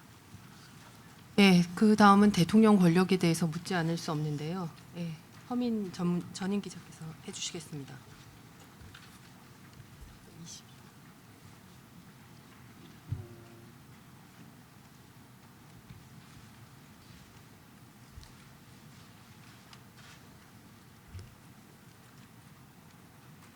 저희끼리 좀 얘기가.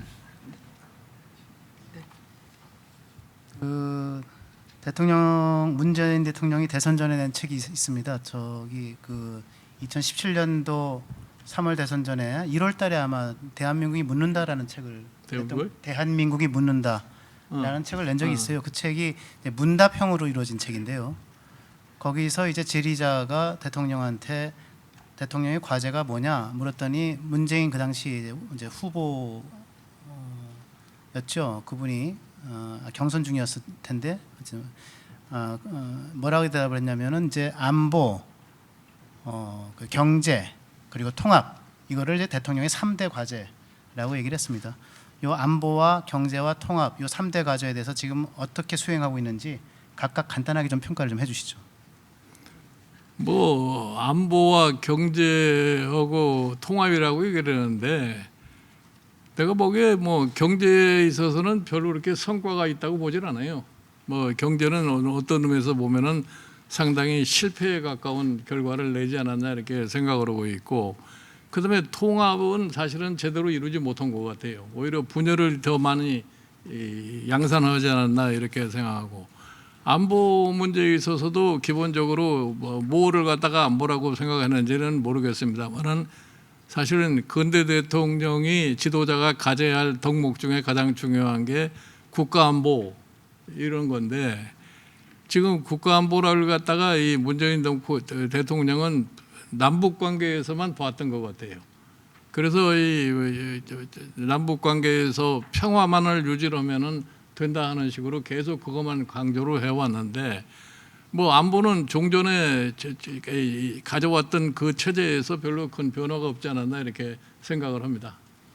그 책 얘기 하나 더 여쭙겠습니다. 그 지난 3월에 위원장님이 쓰신 책 영원한 권력은 없다. 저도 잘 읽어봤습니다. 거기 보면 문재인 대통령을 향해서 정치 도의를 떠나서 기본적인 인성의 문제가 있다 이렇게 비판한 구절이 있습니다. 무엇 때문에 그렇게 쓰셨는지, 그리고 지금도 그렇게 생각하시는지 좀 말씀을 해주시죠. 나는 내가 이 박근혜, 문재인 두 소위 대통령을 아주 가장 밀접하게 경험을 한 사람인데, 두 사람 다 어떤 의미에서 보면은 정직성이 결여된 사람들이라고 봐요.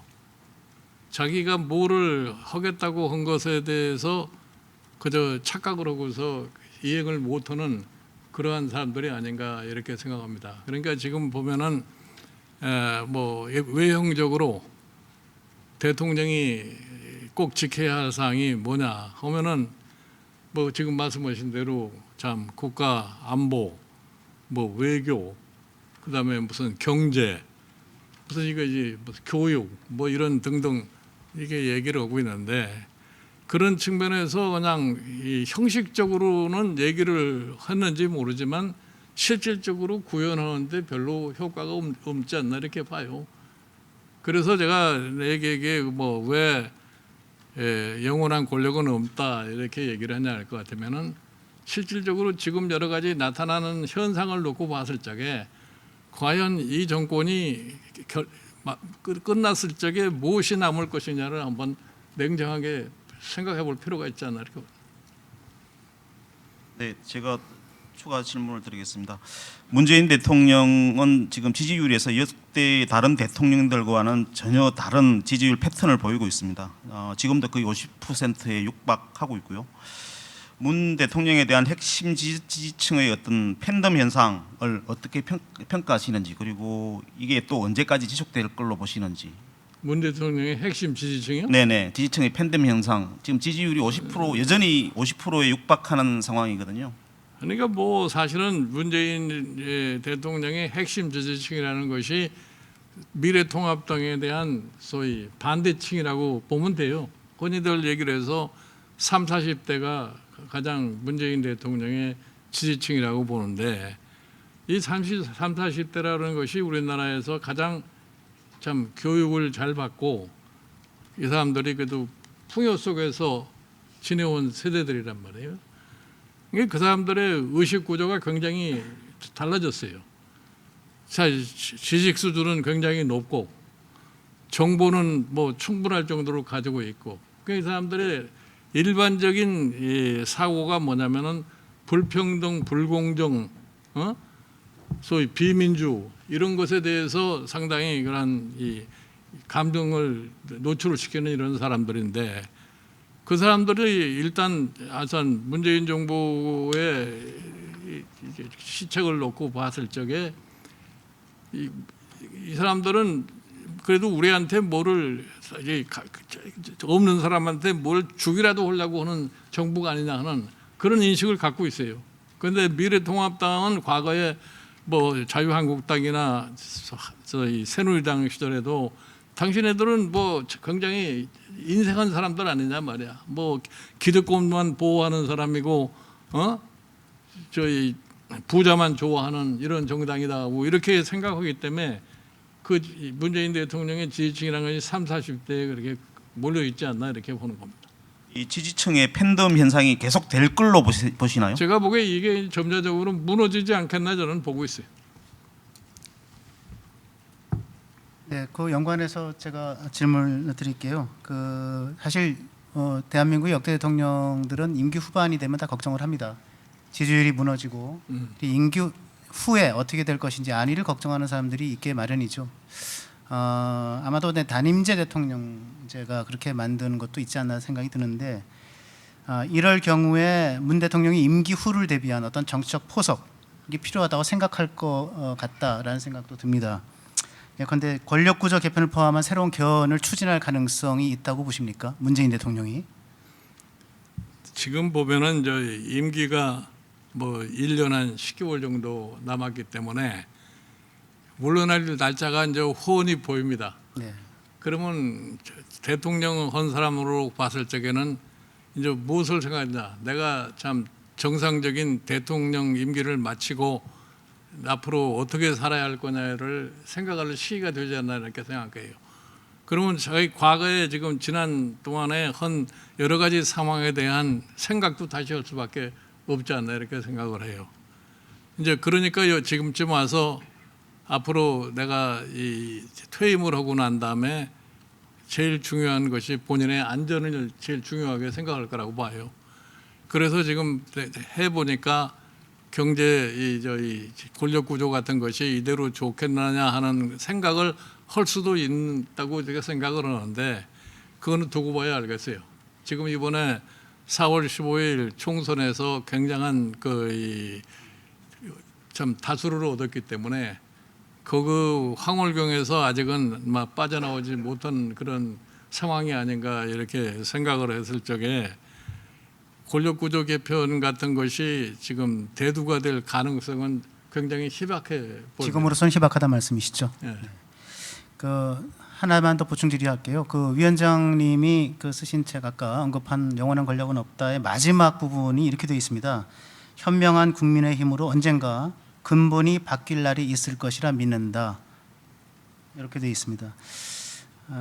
직접 그 책 안에서 표현은 하지 않으셨지만 아마 제도의 문제를 깊이 고민하고 있다는 느낌을 좀 받았습니다. 만약에 문 대통령이 권력구조 개편을 포함한 새로운 개헌을 논의하자라고 나오신다면 위원장님은 어떻게 하시겠습니까? 아니 뭐 솔직히 얘기해서 권력구조의 개편을 갖다가 하겠다 하는 그런 뭐 제의가 있으면은 적극적으로 검토할 용의는 있어요. 선호하시는 권력구조는 어떻습니까? 가장 선호하시는 권력구조는 어떻습니까? 아니 근데 그 사실은 저는 개인적인 생각으로 우리나라의 권력 대통령에게 집중되어 있는 이 권력이 계속되는 한은 지금과 같은 상황을 피할 수가 없다고 생각을 해요. 왜냐하면은 지금 이 대통령에게 주어져 있는 막강한 권력을 갖다 가지고 입법, 사법, 모든 행정 모든 것을 갖다가 대통령 임의대로다가 운영을 하는 이런 시스템이라는 것은 더 이상 우리나라의 국민의 지적 수준을 놓고 봤을 적에 맞지 않지 않나 이런 생각을 합니다. 그러면 제가 보충해서 질문드리겠습니다. 그러니까 그 흔히 얘기하는 의원 집정부제 혹은 의원 내각 의원 집정부제나 개헌과 관련해서 네, 권력구조 관련해서 의원 집정부제 혹은 뭐 의원 내각제 구체적으로 언급해 주실 수 있나요? 글쎄요, 난 뭐 이원 정부제라고는 권력구조라고 하는 거는 세계 어느 나라에도 없는 것 같아요. 근데 뭐 지금 흔히 우리나라에서 얘기하는 식으로 뭐 대통령한테 외교 국방은 맡기고 저 내치는 총리한테 맡기자 하는 얘기를 하는데 오늘날에 뭐 내치가 외교하고 이렇게 딱 떨어져서 할 수도 없는 이런 상황이기 때문에 그러한 권력 구조라고 하는 것은 뭐 상상하기 힘들지 않나 이렇게 봅니다. 알겠습니다. 그러면 간다면 의원내각제, 응? 간다면 의원내각제를 선호하시는. 그러니까 뭐 결국 가서 대통령제를 하든지 그렇지 않으면은 뭐 내각제로 가든지 둘 중에 하나밖에 없는. 네, 알겠습니다. 네. 조금 전에 외치 얘기 나왔는데 외교안보로 넘어가도록 하겠습니다. 최근 인사가 있었는데요. 문 대통령의 박지원 국정원장, 서훈 국가안보실장, 이인영 통일부 장관 등 대미 자주파 중심의 이 안보라인 인사가 있었습니다. 또 문정인, 임종석, 정의용 등 대통령 안보 특보 기용이 있었는데요. 앞으로 어떻게 이 외교안보 정책이 이루어질 것으로 보시고 이 인사 자체는 또 어떻게 평가하시는지요? 근데 뭐 그건 대통령의 고유의 인사권에 속하는 거기 때문에 누구를 어떤 자리에 갖다 놔느냐 그거에 대해서는 더 이상 제가 얘기할 필요가 없고 과연 인사를 저렇게 했다고 해서 지금 이 문재인 대통령이 생각하고 있는 이 소위 대북 문제라고 하는 것이 제대로 풀릴 수 있겠느냐 거기에 대해서는 저는 좀 회의적으로 생각을 해요. 지금 대북 문제라고 하는 것은 우리 문재인 대통령이 인사를 어떻게 했느냐에 달려 있는 것이 아니라 북한의 김정은 정권이 어떻게 앞으로 이 대한민국 정부를 대할 거냐 거기에 달려 있다고 생각하기 때문에 최근에 소위 그 김여정 같은 사람이 얘기하는 거 볼 것 같으면은 당분간은 어떠한 특별한 상황이 전개되지 않을 거라고 생각을 하는. 아까 이제 경제 분야 등에서는 이제 틀을 깬다는 말씀 많이 하셨는데요. 통합당의 외교안보 전략은 기본적으로 동맹을 중시하고 북한 세습 정권에 대한 비판을 하는 게 기본적인 입장으로 알고 있습니다. 이 때문에 세간에는 친미 반북이라는 그 이미지를 주고 있는데요. 새로운 보수 아젠다가 필요하다 이런 시각도 있습니다. 어떻게 보시나요? 그런데 뭐 통합당이 무슨 친미 반북이라고 하는 그런 단정적인 논리는 제가 받아들이기가 어렵고요. 사실은 이 친미냐 아니냐 하는 얘기는 사실은 우리나라의 지금까지의 대한민국이 생성하는 과정 속에서 어떠한 과정을 겪었냐에 따라서 미국과의 대한민국과의 관계를 어떻게 설정해야 되냐 이게 난 매우 중요한 거라고 생각을 해요. 그러니까 지금 뭐 흔히 얘기를 해서 중국이라고 하는 거대 국가가 경제적으로 저렇게 발전을 하기 때문에 상당수의 사람들이 우리가 뭐 미국을 버리고 중국으로 가면 어떻게 하느냐는 이런 생각들을 하는 것 같은데 그건 좀 시기상조의 얘기인 것 같고 같은 소위 자유라고 하는 가치를 지향하는 미국과의 관계는 뭐 지속적으로 맺어와야 된다고 이렇게 생각합니다. 그다음에 이제 반복 문제에 대해서는 맹목적으로 미래통합당이 반복을 갖다가 헌다기보다는 사실은 이제는 우리도 북한이라는 나라가 정상 국가로서의 행동을 하기를 갖다 바라는 거예요. 그러니까 우리가 1991년에 유엔에 동시에 가입함과 동시에 두 나라가 똑같은 국제법상의 지위를 갖다 확보한 국가가 아니겠어요? 그러니까 이제 우리 입장에서는 앞으로 대북 관계를 갖다가 정상적인 국가로 생각을 하고 해서 이 국제법상에 지켜야 할 준수해야 할 것이 뭐라고 하는 것을 북한이 준수할 수 있도록 그런 방향으로 대북 정책을 갖다 해야 된다고 그렇게 생각하는 겁니다. 지금 정부도 북한 체제를 인정을 하고 평화 유지를 최우선으로 두고 있는데요. 그 부분이 통일 포기로 이어지는 거 아니냐 이런 분석도 있습니다. 그러니까 사실은 대단히 죄송한 얘기지만 91년에 우리가 유엔에 동시 가입과 동시에 통일이라고 하는 얘기는 당분간 이제 하기가 어려운 상황으로 돼버린 거예요. 그리고 저 김정은 체제가 자꾸 체제를 보장해달라는 얘기가 뭐가 있어요? 자기네들이 독자적인 국가로서 오랫동안 지속이 될 수 있다는 걸 보장해 주자고 하는 거 아니에요. 그러니까 최근에 와서는 정부에서 통일이라는 말을 잘 안 하는 것 같아요. 예? 그러니까 김정은이가 그 통일이라는 말 자체를 별로 듣기를 원하지 않으니까 그러니까 통일이라는 말을 다 안 하는 거죠. 그러니까 지금 우리가 모순에 빠져 있는 게 뭐냐면은 헌법에는 통일이라는 말이 들어있고 뭐 대한민국은 한반도 주변 도서를 갖다가 국토로 얘기한다고 그러니까 그걸 헌법을 위반하는 게 아니냐 하는 얘기지만, 그러니까 법률상으로는 그렇게 얘기를 했지만 실체가 북한과 우리가 국제법상으로 인정을 받은 개별 국가라고 하는 이런 과정에서 모든 걸 출발해야지 문제가 제대로 풀릴 수 있다고 생각을 해요. 말씀하신 것처럼 이제 그런 부분이 있는데 요즘 젊은 층들 여론조사를 보시면 통일을 원하지 않는다 이런 결과가 더 많이 나오고 있지 않습니까? 통합당도 북한으로부터 좀 자유로워져서 지원도 적대도 안 한 완전히 정상적인 국가로 대응하는 이런 대북 정책에 대해서 생각해 보신 적이 있는지요? 아니, 그러니까 이 북한 정부도 사실은 개별적인 독립된 국가로서 국제적인 소위 룰을 제대로 지키고 남한에 대해서도 쓸데없는 그런 위협적인 얘기를 하지를 않고 정상 국가로서의 소위 존재를 갖다가 지속한다 할 것 같으면은, 그러면 우리 미래통합당 자체도 북한과의 한민족이라고 하는 특성하에서 개별 협조한다는 것에 대해서 반대하는 건 없습니다. 근데 통합당의 핵심 지지층이 반북 정서가 있는 게 사실인데 그게 전 제가 보기에는 특별하게 반북 정서가 따로 있다고는 생각하지 않아요. 왜냐하면 지금 북한이 핵을 보유하고 자꾸 남한에 대해서 위협적인 얘기를 하니까 거기에 대한 반대를 하는 거지, 뭐 북한 체제 자체가 존집하는 것에 대한 반대를 하는 건 아니라고 나는 봐요. 네, 그 한국은 지금 지정학적으로 보면은 미국과 중국, 그러니까 대륙 세력과 해양 세력 사이에 낀 나라라고 볼 수가 있죠. 그래서 두 가지를 질문을 드립니다.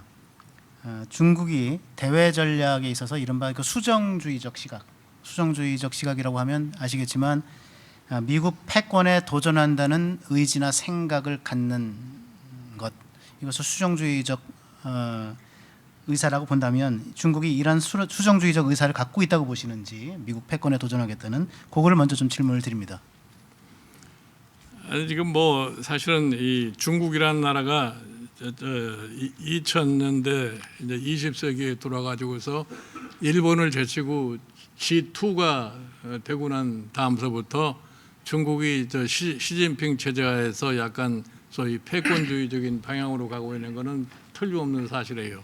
게다가 이제 2007년 8년 국제 금융 위기를 갖다 겪으면서 자본주의 체제에 비해서 자기네들 그런 이 공산주의적인 시장 경제 체제가 더 효율적이라는 얘기를 갖다 함으로써 그거를 자꾸 이 국제사회에 전파하려고 노력하는 것도 사실이에요. 그러나 우리가 여러 가지 측면에서 놓고 볼 적에 과연 중국이 현재 상황에서 미국을 능가하는 패권 국가로 등장할 수 있을 것이냐 하는 것에서는 굉장히 전 회의적이라고 생각합니다. 지금 물론 중국이 세계 시장에 거의 그 미국의 3분의 2 정도를 따라왔기 때문에 종전처럼 중국을 완전히 무시할 수는 없는 거예요. 그러나 지금 이 전개되고 있는 여러 가지 상황을 봤을 적에 좀 미국이란 나라가 그렇게 참 간단하게 패권을 내줄 만한 그런 나라는 아니라고 생각합니다. 지금 미국이 여러 가지 뭐 어려운 상황이 있다고 그러지만 미국의 그 창의력이라는 거, 미국의 소위 참 천재들이 자꾸 나오는 거 아니에요. 예를 들어서 최근에 알란 머스크라든가 무슨 뭐 주커버거라든가 무슨 애플에 이런 사람들이 나와서 미국이 좀 어려워질 것 같으면은 그 사람들이 나와서 다 미국을 뒷받침해서 오늘날 미국이라는 것이 계속해서 세계 경제를 참 지배할 수 있는데, 중국이 저런 공산주의적인 그 소위 권위적인 체제를 갖다 가지고 그렇게 금방 소위 기술적으로 미국을 갖다 능가할 수 있는 그런 나라가 되리기라고는 아직도 많은 세월이 흘러야 된다고 생각해요. 그런 측면에서 보면은 우리가 무슨 뭐 친미냐 친중이냐 이런 것을 갖다가 따질 이유가 하등이 없다고 생각합니다. 그러니까 어차피 우리는 그동안에 참 오랜 전통을 갖다 가져왔고 오늘날에 대한민국이 이 정도까지 발전할 수 있는데 가장 협력을 많이 해준 미국과의 관계를 지속적으로 난 유지를 해야만이 중국한테도 대접을 받을 수 있고 이 다른 인접 국가인 일본 같은 나라에서도 대접을 받을 수 있지 않겠느냐 이렇게 생각합니다. 그러니까 어느 쪽에 한쪽에 딱 치우쳐 가지고서 외교를 갖다 할 수는 없는 것이 지금 우리 현실이라고 봐요. 중국이 그 소위 미국 패권에 도전하겠다는 수정주의적 의사를 가질 수는 있지만 그러나 그것을 실현하기는 힘들다라고 이제 말씀하신 거고요. 그 연장에서 간단하게 더 하나만 더 여쭤볼 텐데 어쨌든 간에 지금 그 동맹이 좀 그 위기에 처해 있다, 좀 흔들린다 이런 분석들이 많이 있지 않습니까? 문재인 정부 내에서 아니면 이 소위 이제 이 집권 세력이 정권 재창출을 할 경우까지 포함해서 이 소위 진보 정권이 정권을 잡는 기간 동안에 동맹의 전이가 일어날 가능성이 있다 없다 어떻게 생각하십니까? 제가 보기에는 아마 그럴 가능성은 없다고 생각합니다. 아무리 참 지금 문재인 정부가 다른 생각을 하다 할지라도 뭐 예를 들어서 지금 북한의 비핵화 문제만 관련해서라도 우리 대한민국 정부의 힘만 가지고는 북한의 비핵화에 대해서 아무런 영향력을 행사할 수가 없어요. 저 사람들이 대한민국을 갖다가 그런 측면에서는 아주 북한이 보기에는 우스운게 생각하는 것이 충분히 있다고 보기 때문에 그래서 북한의 비핵화 문제를 해결하려고 할 것 같으면 미국과의 동맹 관계를 그냥 소홀히 해서는 절대 할 수가 없는 겁니다. 그 예를 들어서 지금 간단하게 얘기를 해드리면은 지난번 2016년에 우리나라에 그 사드가 배치됐을 적에 당시에 소위 그 더불어민주당의 많은 사람들은 사드 배치에 대한 반대 입장을 이제 취했는데 뭐 제가 거기 있을 때 당이 공식적인 반대 입장은 취하지를 않고 그냥 내부적으로 그런 반대가 많이 있었는데 아마 문재인 정부가 처음 출발하면서 마치 그거를 갖다가 해소할 수 있는 양 그런 인상을 중국에 주지 않았나 하는 생각이 들어요. 그러나 결과적으로 놓고 봤을 적에는 그거를 완전히 중국 입맛에 맞게는 할 수 없는 거 아닙니까? 이것이 사실은 현실인데 방법이 없는 거죠. 그래서 제가 보기에 이 한미 동맹이라고 하는 것은 어쩔 수 없이 뭐 약간의 지금 차질이 있다고 볼런지 모르지만 중장기적으로 봤을 적에는 그 동맹을 갖다가 결코 무시할 수는 없을 거라고 생각을 해요. 한미 동맹 관련해서 하나 여쭙게요. 뭐 여러 현안이 있는데 지금 그 오랫동안 펜딩되고 있는 게 한미 방위비 분담금 협상, 네? 방위비 분담금 협상이 예, 한미 예. 간의 현안으로 있잖아요. 그리고 오랫동안 해결 못되고 이제 트럼프 대통령이 우리한테 좀 과도하게 예전과 달리 너무 과도하게 방위비 분담금을 요구한다는 비판도 있고 그래서 그 방위비 분담금 협상 문재인 정부가 잘하고 있다고 보시는지 잘못하고 있다고 보시는지 그리고 트럼프 대통령이 한국에 그 정도의 방위비 분담금을 요구하는 것을 적당하다고 생각하는지 아니면 뭐 좀 낮춰야 된다고 생각하시는지 좀 말씀. 뭐 단단하게 보기에는 트럼프 대통령이 요구하는 것은 좀 과도하다고 나도 봐요. 그래 지금 뭐 사실 정부가 우리의 소위 재정의 범위 내에서 과연 얼마만큼 부담할 수 있느냐 하는 그런 협상은 내가 뭐 지금 진행대로 하는 대로 가는 것이 정상이라고 보는 겁니다. 방위비 분담금 협상은 정부가 그래도 좀 잘하고 있다고 평가해 주시는 네? 건가요? 그냥 뭐 잘하고 있고 못하고 있는 걸 떠나서 네. 방위비 협상이라는 건 뭐 어느 정권이 되든지 안 할 수 없고 어느 정권이 되든지 무조건 미국이 달라는 대로 줄 수는 없는 거니까 그 정상적인 과정이 이루어지고 있다고 보는 거죠. 제가 일본과의 관계 문제를 하나 더 여쭙겠습니다. 지금 한일 관계가 최근 들어서 최악의 상황이 지속되고 있습니다. 이대로 좋다고 보시는지 어떻게 해야 한다고 생각하시는지 좀 말씀을 해주시면. 글쎄요, 나는 이 한일 관계도 빨리 지금과 같은 긴장 상태를 벗어나서 해소가 돼야 된다고 생각을 해요. 그런데 제가 이제 우려하는 건 뭐냐면은 이런 한일 관계를 과거에 우리가 식민지 역사를 더듬어가면서 흔히 얘기하는 거로 뭐 토착외군이 뭐니 이런 표현을 써가면서 국내 정치용으로 사용하는 것은 국익에 저희가 도움이 안 된다고 생각을 합니다. 프로에서 나온 질문 드리도록 하겠습니다. 그 최근 북한은 평양 원로리에서 어디요? 평양 원로리라고 최근 외신 보도에 나온 네. 그 핵개발 활동 보도된 바로 그 지역인데요. 거기서 그 핵개발 활동하는 게 나왔습니다. 그래서 비핵화 의지가 없는 북한이 핵 보유국으로 되었을 때 한국도 핵 개발이나 핵 공유를 해야 한다는 여론이 높습니다. 어떻게 생각하십니까? 글쎄요, 북한이 이제 핵을 저 사람들은 뭐 저는 개인적으로 늘 그런 얘기를 하는 사람들인데 북한이 핵을 절대로 포기하지 않으리라고 하는 것은 저는 확신을 하고 있어요.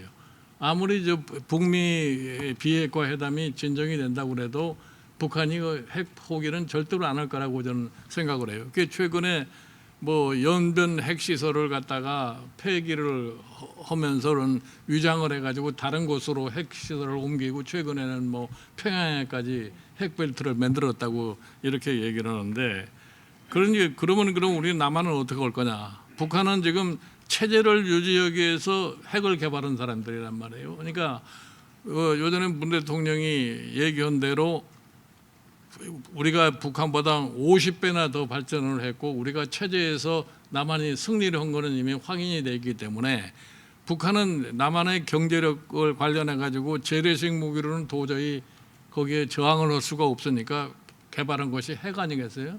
그 핵이 지금 북한의 체제를 유지하는 유일한 무기인데 그거를 없앤다고 하는 것은 제가 보기에 기대하기 어렵습니다. 그러면 우리가 어떻게 대처할 거냐? 흔히들 얘기해서 북한이 핵을 있다고 해서 남한에다 핵을 투하할 거냐 하는 것에 대해서는 상당히 회의적으로 갖는 사람들이 많은데 경우에 따라서 최종적으로 그걸 가지고 우리를 위협할 수도 있어요. 그러면 그거를 대응하기 위해서 우리가 뭐를 해야 되느냐. 그러니까 흔히 얘기해서 우리도 핵 개발을 해야 되지 않느냐는 이런 분도 계시고 또 우리가 이 미국과의 한미 군사동맹을 가지고 있으니까 미국과의 우리 해구산 속에서 거기에 대처하는 방법도 있다 하는 거니까 뭐 그거 앞으로 이제 북한의 핵 위협에 대해서는 우리가 한미 동맹을 가지고 어떻게 잘 처리하느냐지 우리 자체가 핵을 개발한다고 하는 것은 뭐 여러 가지 국제 협약상으로도 받고 봤을 때 불가능하지 않나 이렇게 생각합니다. 마지막으로 저희가 아껴온 질문입니다. 신승근 위원께서 해주시겠습니다. 제가 이 질문을 할까 말까 좀 고민을 했는데 어쨌건 토론에 나간다 그러니까 많은 분들이 해달라고 해서 저도 궁금하기도 하고요. 그러니까 아까 모두 발언에서 박근혜 대통령 당선 기여 그다음에 민주당 일당 만든 거에 대해서 사과하시면서 통합당 선대위원장 그리고 지금 비대위원장을 맡는 거를 그 이유를 문재인 정부의 폭정을 더 지켜볼 수 없어서라고 말씀하셨습니다. 그런데 솔직히 이 정치부 기자를 오래 한 저로서는 잘 이해가 안 가고요. 이런 경우 그러니까 위원장님 같은 행보를 과거에는 정치권에서는 철새 행보라고 불렀고요. 김상봉 전남대 철학과 교수는 컬럼에서 이게 기존의 정치 문법과 다른 선거 청부업자가 출연한 것이다 이렇게 극단적인 평가까지 했습니다. 그래서 제가 궁금한 거는 위원장님에게 이른바 정당의 선택, 당적이라는 것은 어떤 의미인지 묻고 싶습니다. 아니 그러니까 솔직히 말씀드려서 저는 어느 개인에 종속돼서 사는 사람이 아니에요. 그래 제가 사실은 저희 박근혜 대통령을 도우기 위해서 그 당시에 새누리당에 가서 선거를 참 총선 대선까지 도와줬던 거이다. 그 다음에 내가 민주당에 가서 지난 2016년 총선을 이루어지고 지금 여기에 저 다시 또 이 미래통합당에 와서 해주니까 흔히들 얘기해서 뭐 철새라는 얘기 할 수도 있을 거예요. 그러나 사실은 내가 어느 곳에 갔든 간에 내가 개인적인 내 어떠한 이득을 목적으로서 간 적은 없습니다. 그래서 사실은 이 박근혜 대통령한테는 후보 시절에 그랬어요. 내가 당신 대통령이 되면은 당신 밑에서 무슨 자리 하나 얻으려고 당신 도와주는 건 아니다. 내가 분명하게 얘기를 했고 이 지금 민주당 2016년 도와줄 때도 내가 분명히 그런 얘기를 갖다 했던 건데 지금 상황에서 이렇게 보면은 사실은 이 미래통합당이라고 하는 것을 이런 식으로 그냥 가만히 방치해서 놔뒀을 경우는 이 당이 어떻게 변모를 할 것인가에 대해서 굉장히 우려가 심해지는 거예요. 그러고서 지금 보면은 아까도 잠깐 말씀드렸습니다만은 지금 대통령이 되면은 옛날에 야당을 할 적에 여당을 비난을 하고 했으면은 내가 여당이 됐으면은 옛날 여당이 하던 짓은 안 해야 될 거 아니에요. 그런데 옛날 여당이 하던 짓을 그대로 반복하고 있다 이런 얘기예요. 그러면 나라가 발전할 수가 없어요. 그래서 그런 것을 보고서 야 이런 상태로 놔둬가지고서는 안 되겠다 하는 것 때문에 제가 이 지금 미래통합당의 요구가 있어서 이걸 와서 지금 이렇게 변화를 갖다가 시도하고 있는 것이지 내가 무슨 개인적으로 어떤 특정한 목적을 갖다 달성하기 위해서 이런 짓을 하는 건 아니기 때문에 누가 날 보고 뭐 무슨 저 철새니 뭐니 이런 얘기하는 거에 대해서 내가 별로 신경을 쓰질 않아요. 그리고 이 미래통합당 내부에서도 나에 대해서 굉장히 못마땅하게 하는 사람들이 있는 것도 내가 알고 있어요. 그러나 변화를 가져오려 할 것 같으면 욕을 먹지 않고서는 변화를 가져올 수가 없어요. 그거는 내 스스로가 뭐 이제 각오를 하고 내 스스로가 소화를 하는 문제이기 때문에 별로 내 그 문제에 대해서는 신경을 쓰질 않습니다. 진솔한 답변 감사드리고요. 그것과 관련해서 하나만 더 여쭐게요. 그러니까 근데 이제 결과적으로 보면 위원장님이 의도했던 것이 실현되지 않고 거꾸로 자신이 도왔던 쪽을 나중에 비판하는 형태를 계속 반복하고 있단 말입니다. 이건 도대체 왜 그렇다고 보시는지. 아니 그러니까 나는 사람들이 정직하지 않기 때문에 그렇다고 생각을 해요. 나한테 위원장님과 한 약속이 다르다. 나한테 와서 도와달라고 얘기할 적에는 그럴듯하게 다 얘기를 하는데 막상 목적이 달성되면은 사람이 180도로 바꿔져 버리는 거예요. 예? 내가 사실은 여기서 솔직하게 말씀을 드려서 이 박근혜 대통령에게는 경제민주화를 한다고 해서 사실은 날 보고 경제민주화를 꼭 할 테니까 도와달라고 그래서 도와줬는데 결국은 대통령이 되고 나니까 경제민주화라는 글씨 자체를 싹 지워버린 거예요. 그래서 사실은 본인도 저런 상황에 처할 수밖에 없게 됐다고 생각하는데 사실 지금의 소위 집권 세력도 똑같은 거예요. 사실 나한테 찾아와가지고 당이 곧 부서지게 생겼으니까 며칠까지 안 오면은 절대로 안 된다. 꼭 그걸 온다는 얘기를 자기가 발표하게 해달라.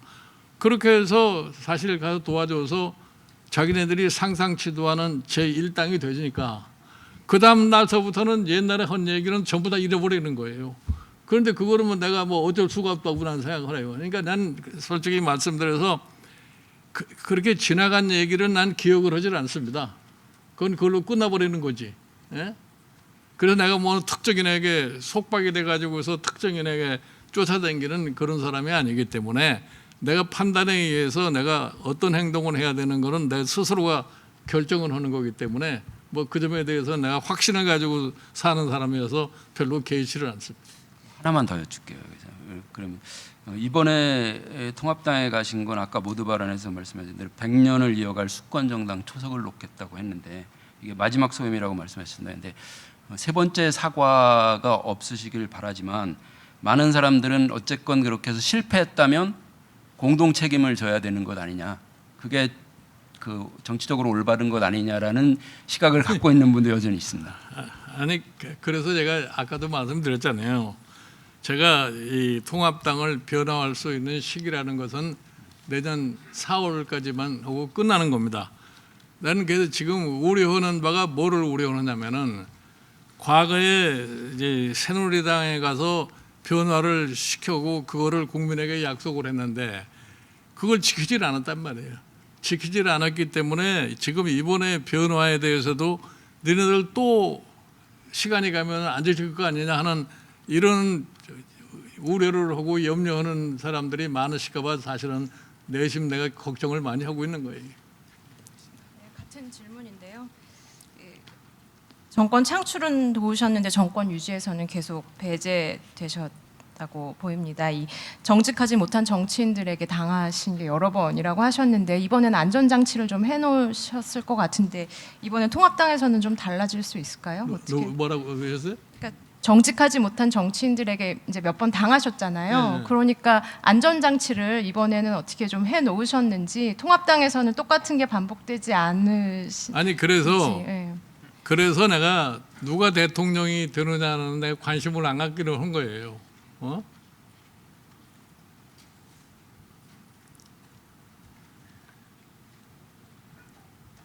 누가 대통령이 되느냐? 죄송합니다. 누가 대통령이 되느냐 관심을 예? 안 가지신다고요? 누가 대통령이 되는데 내가 관심을 가질 필요가 없어요. 그러니까 믿으면은 지금 말씀하신 것처럼 또 한 번 실망하게 되고 그때 가면 또 뭐 사과해야 될 그런 일이 생길 테니까.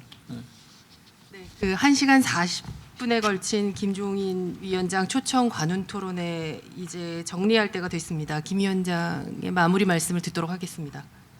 네, 제가 뭐 여러 가지 얘기를 많이 했습니다만은 제가 이 미래통합당의 비대위원장을 맡은 이상 미래통합당이 다음에 대통령 선거에서 수권할 수 있도록 당을 좀 근본적으로 쇄신을 해서 일반 국민들이 이제는 저 당도 믿을만하다 하는 이런 신뢰를 가질 수 있는 당을 만드는데 최선을 다하겠습니다.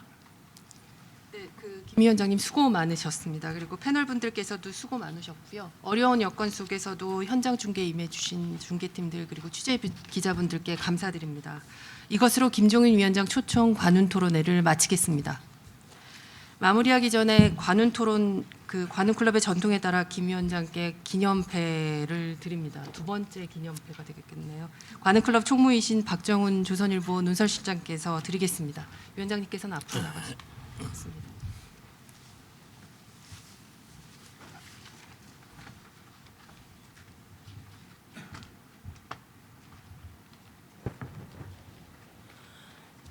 기념패 문안을 제가 읽어드리겠습니다. 기념패 김종인 미래통합당 비상대책위원장 관훈클럽은 김 위원장을 모시고 유익한 대화와 품격 있는 토론을 했습니다. 함께한 소중한 이 자리는 63년을 이어온 관훈클럽의 전통과 더불어 길이 기억될 것입니다. 2020년 7월 14일 관훈클럽 총무 박정훈.